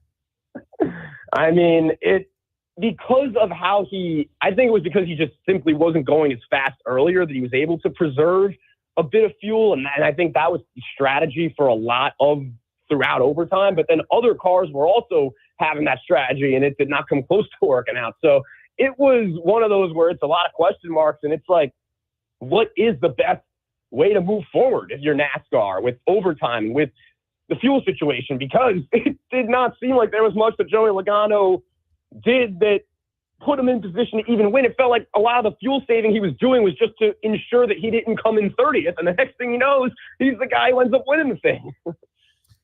We got Shane Connuck on the line right here on the Fan Upstate Wire to Wire with Diesel and Cole Bryson. I want to go back to what we were talking about earlier, Shane, with the street race there in Chicago. In your mind, do you think NASCAR is seeing the ratings and the interest and possibly considering more street races? And if they are, what cities do you think might be on a short list? Maybe Charleston, maybe Washington, D.C., even downtown Charlotte? That would be something. And NASCAR does have on their mind seeing what they did a year ago in Chicago. Not to mention, last year was a mess. It poured, it rained for days, and it looked like they were going to have to just scrap the whole thing altogether. They ended up being able to run the race and get the exciting, unusual finish they had hoped for, and it brought a lot of new eyeballs and just people and interest in the sport, especially casual interest in a big city, and that's exactly what the sport wants. It seems like they're doing everything they can to get into bigger cities. NASCAR has been taking its Daytona 500 champions, its Cup Series champions around New York City a lot whenever anything kind of notable happens, and using Times Square, all that as a big photo op. And because of that, it does seem like they are trying to pitch what they've done in Chicago to a bunch of these big cities. Specifically, I think Washington, D.C. is a target for whether it ends up being F1 looking to get into having a United States race there, having a race on the East Coast, a street race like Formula One has been starting to do. But I think that NASCAR, the American form of stock car racing, all that was able to get into a major city like Chicago, I think it's going to be NASCAR that expands to a big East Coast city. And I think Washington, D.C. will be the first one on the East Coast that expands into. Shane, there's a lot of talk about the playoff format and winning one race, obviously getting you into the playoff system, the playoff format as it is in 2024. And for the time being, I loved the way that Denny Hamlin had to strategize on Sunday night, because in my opinion, he had that race won. It was his to lose. And I believe that he said after the race, maybe it was during the race between him and his crew chief, us already having won really allowed us to be a lot more flexible at the end of the race, because he was out of fuel, had to pit and go way back in the standings, if you will, in terms of where he finished. But it does put pressure on drivers on the flip side that haven't won. Yeah, and that's a good point, because Denny Hamlin was, like you said, in position to win that race. Christopher Bell, again, a fast car. Once Hamlin gets to the lead, it's his race to lose. And then it gets to a point like we saw earlier in the year with the Chris Buescher, Tyler Reddick situation, when Reg ended up winning and he had already won. And so that made it that much more important to him. And Chris Buescher not having a win yet, that whole situation. But yes, I do think that when you look at these playoffs, win and get in, Austin Cindric currently is in position to be in the playoffs. He won a race. He is deserving of it. Same thing with Daniel Suarez. Looking at somebody like Chase Elliott, he's won one race this year, just like Daniel Suarez has, and just like Brad Keselowski has, and just like Austin Cindric has. At the same time, Chase Elliott is second in the points. He is ahead of Denny Hamlin in the points. Denny is leading the playoff standings with 3 wins, as many as any driver in the front almost every race, and he has fewer points than Chase Elliott, who's won just as many races as Daniel Suarez. So it is an interesting measure to really use that one win to determine a lot more that clearly goes into it when you think about performance of during stages and you think about points from top 10 finishes. All of that is really what's going into who makes the playoffs, but ultimately you win and you get in, and it does change the end of every race, especially as different drivers clearly approach it differently. Denny Hamlin knew he had 3 wins in his pocket, and Chris Gabehart, like you guys said, he's like, okay, we don't need to necessarily run out of fuel trying to win this race. We'd be better off just hanging back, and that's what he ended up doing. And earlier in the year, again, Tyler Reddick made an aggressive move to ensure that he won at Talladega, and we saw how Chris Buescher reacted, and seemed like that was the right response with the way that, again, certain cars, the Hamlins, the Bells, the Larsons, the Byrons, they've all won this year and won several times this year. And I think you could have circled before the season they would end up getting to win. And so it's some of these races, and these opportunities are coming fewer and fewer and fewer at this point as we get later on in this season, especially a race like this in Chicago. If it's not a repeat winner this week, we only have 5 more spots of drivers who have not won races this year. And so it's getting tighter than it's ever been at this point. And again, yeah, guys who have already won at this point, it does not make as much of a difference if they win again, but you know they're trying to. Writes for the Charlotte Observer, Shane Connuck joining us here on the Fan Upstate. Shane, if I gave you Shane Van Gisbergen, Chase Elliott, and Chris Buescher, 3 guys who are lights out on road courses. Van Gisbergen won this race last year. Chase Elliott crushing it on road courses, especially in this next-gen era. If I gave you those 3 versus the field, what would you take? I would take those 3. SVG this year has only impressed even more since we were talking about him 1 year ago after Chicago. He's running a handful of Xfinity Series races this year. He has 2 checkered flags, got him in back-to-back weeks at Portland and Sonoma. You know what both those have in common? They're both road courses. He is so good at these road courses because he comes from supercars in Australia where they make left and right-hand turns. And that was part of the idea with the next-gen car that NASCAR has, that we're going to race on more road courses and you're going to make left and right-hand turns. And SVG, every time he gets into a stock car, he has one of the fastest cars on the track. Heading back to Chicago, he is always going to be a threat. And about Elliott and Buescher, Chris Buescher needs a win more than just about anybody. I mean, he has been at Darlington coming as close as he did just several times this year and still not being able to get to victory lane and sitting 14th in the playoff standings right now. I mean, I would say that between Elliott's strength on any race this year, road course or oval, Chris Buescher's how badly he needs a win, and SVG on a road course, let alone Chicago, give me those 3 against anybody in this field. Hey, Shane, is there in your mind any real beef between Denny Hamlin and Kyle Larson? I know there's a lot of comments made recently about the 2 and how they race each other, or would you say it's just hearsay? Friendly rivalry.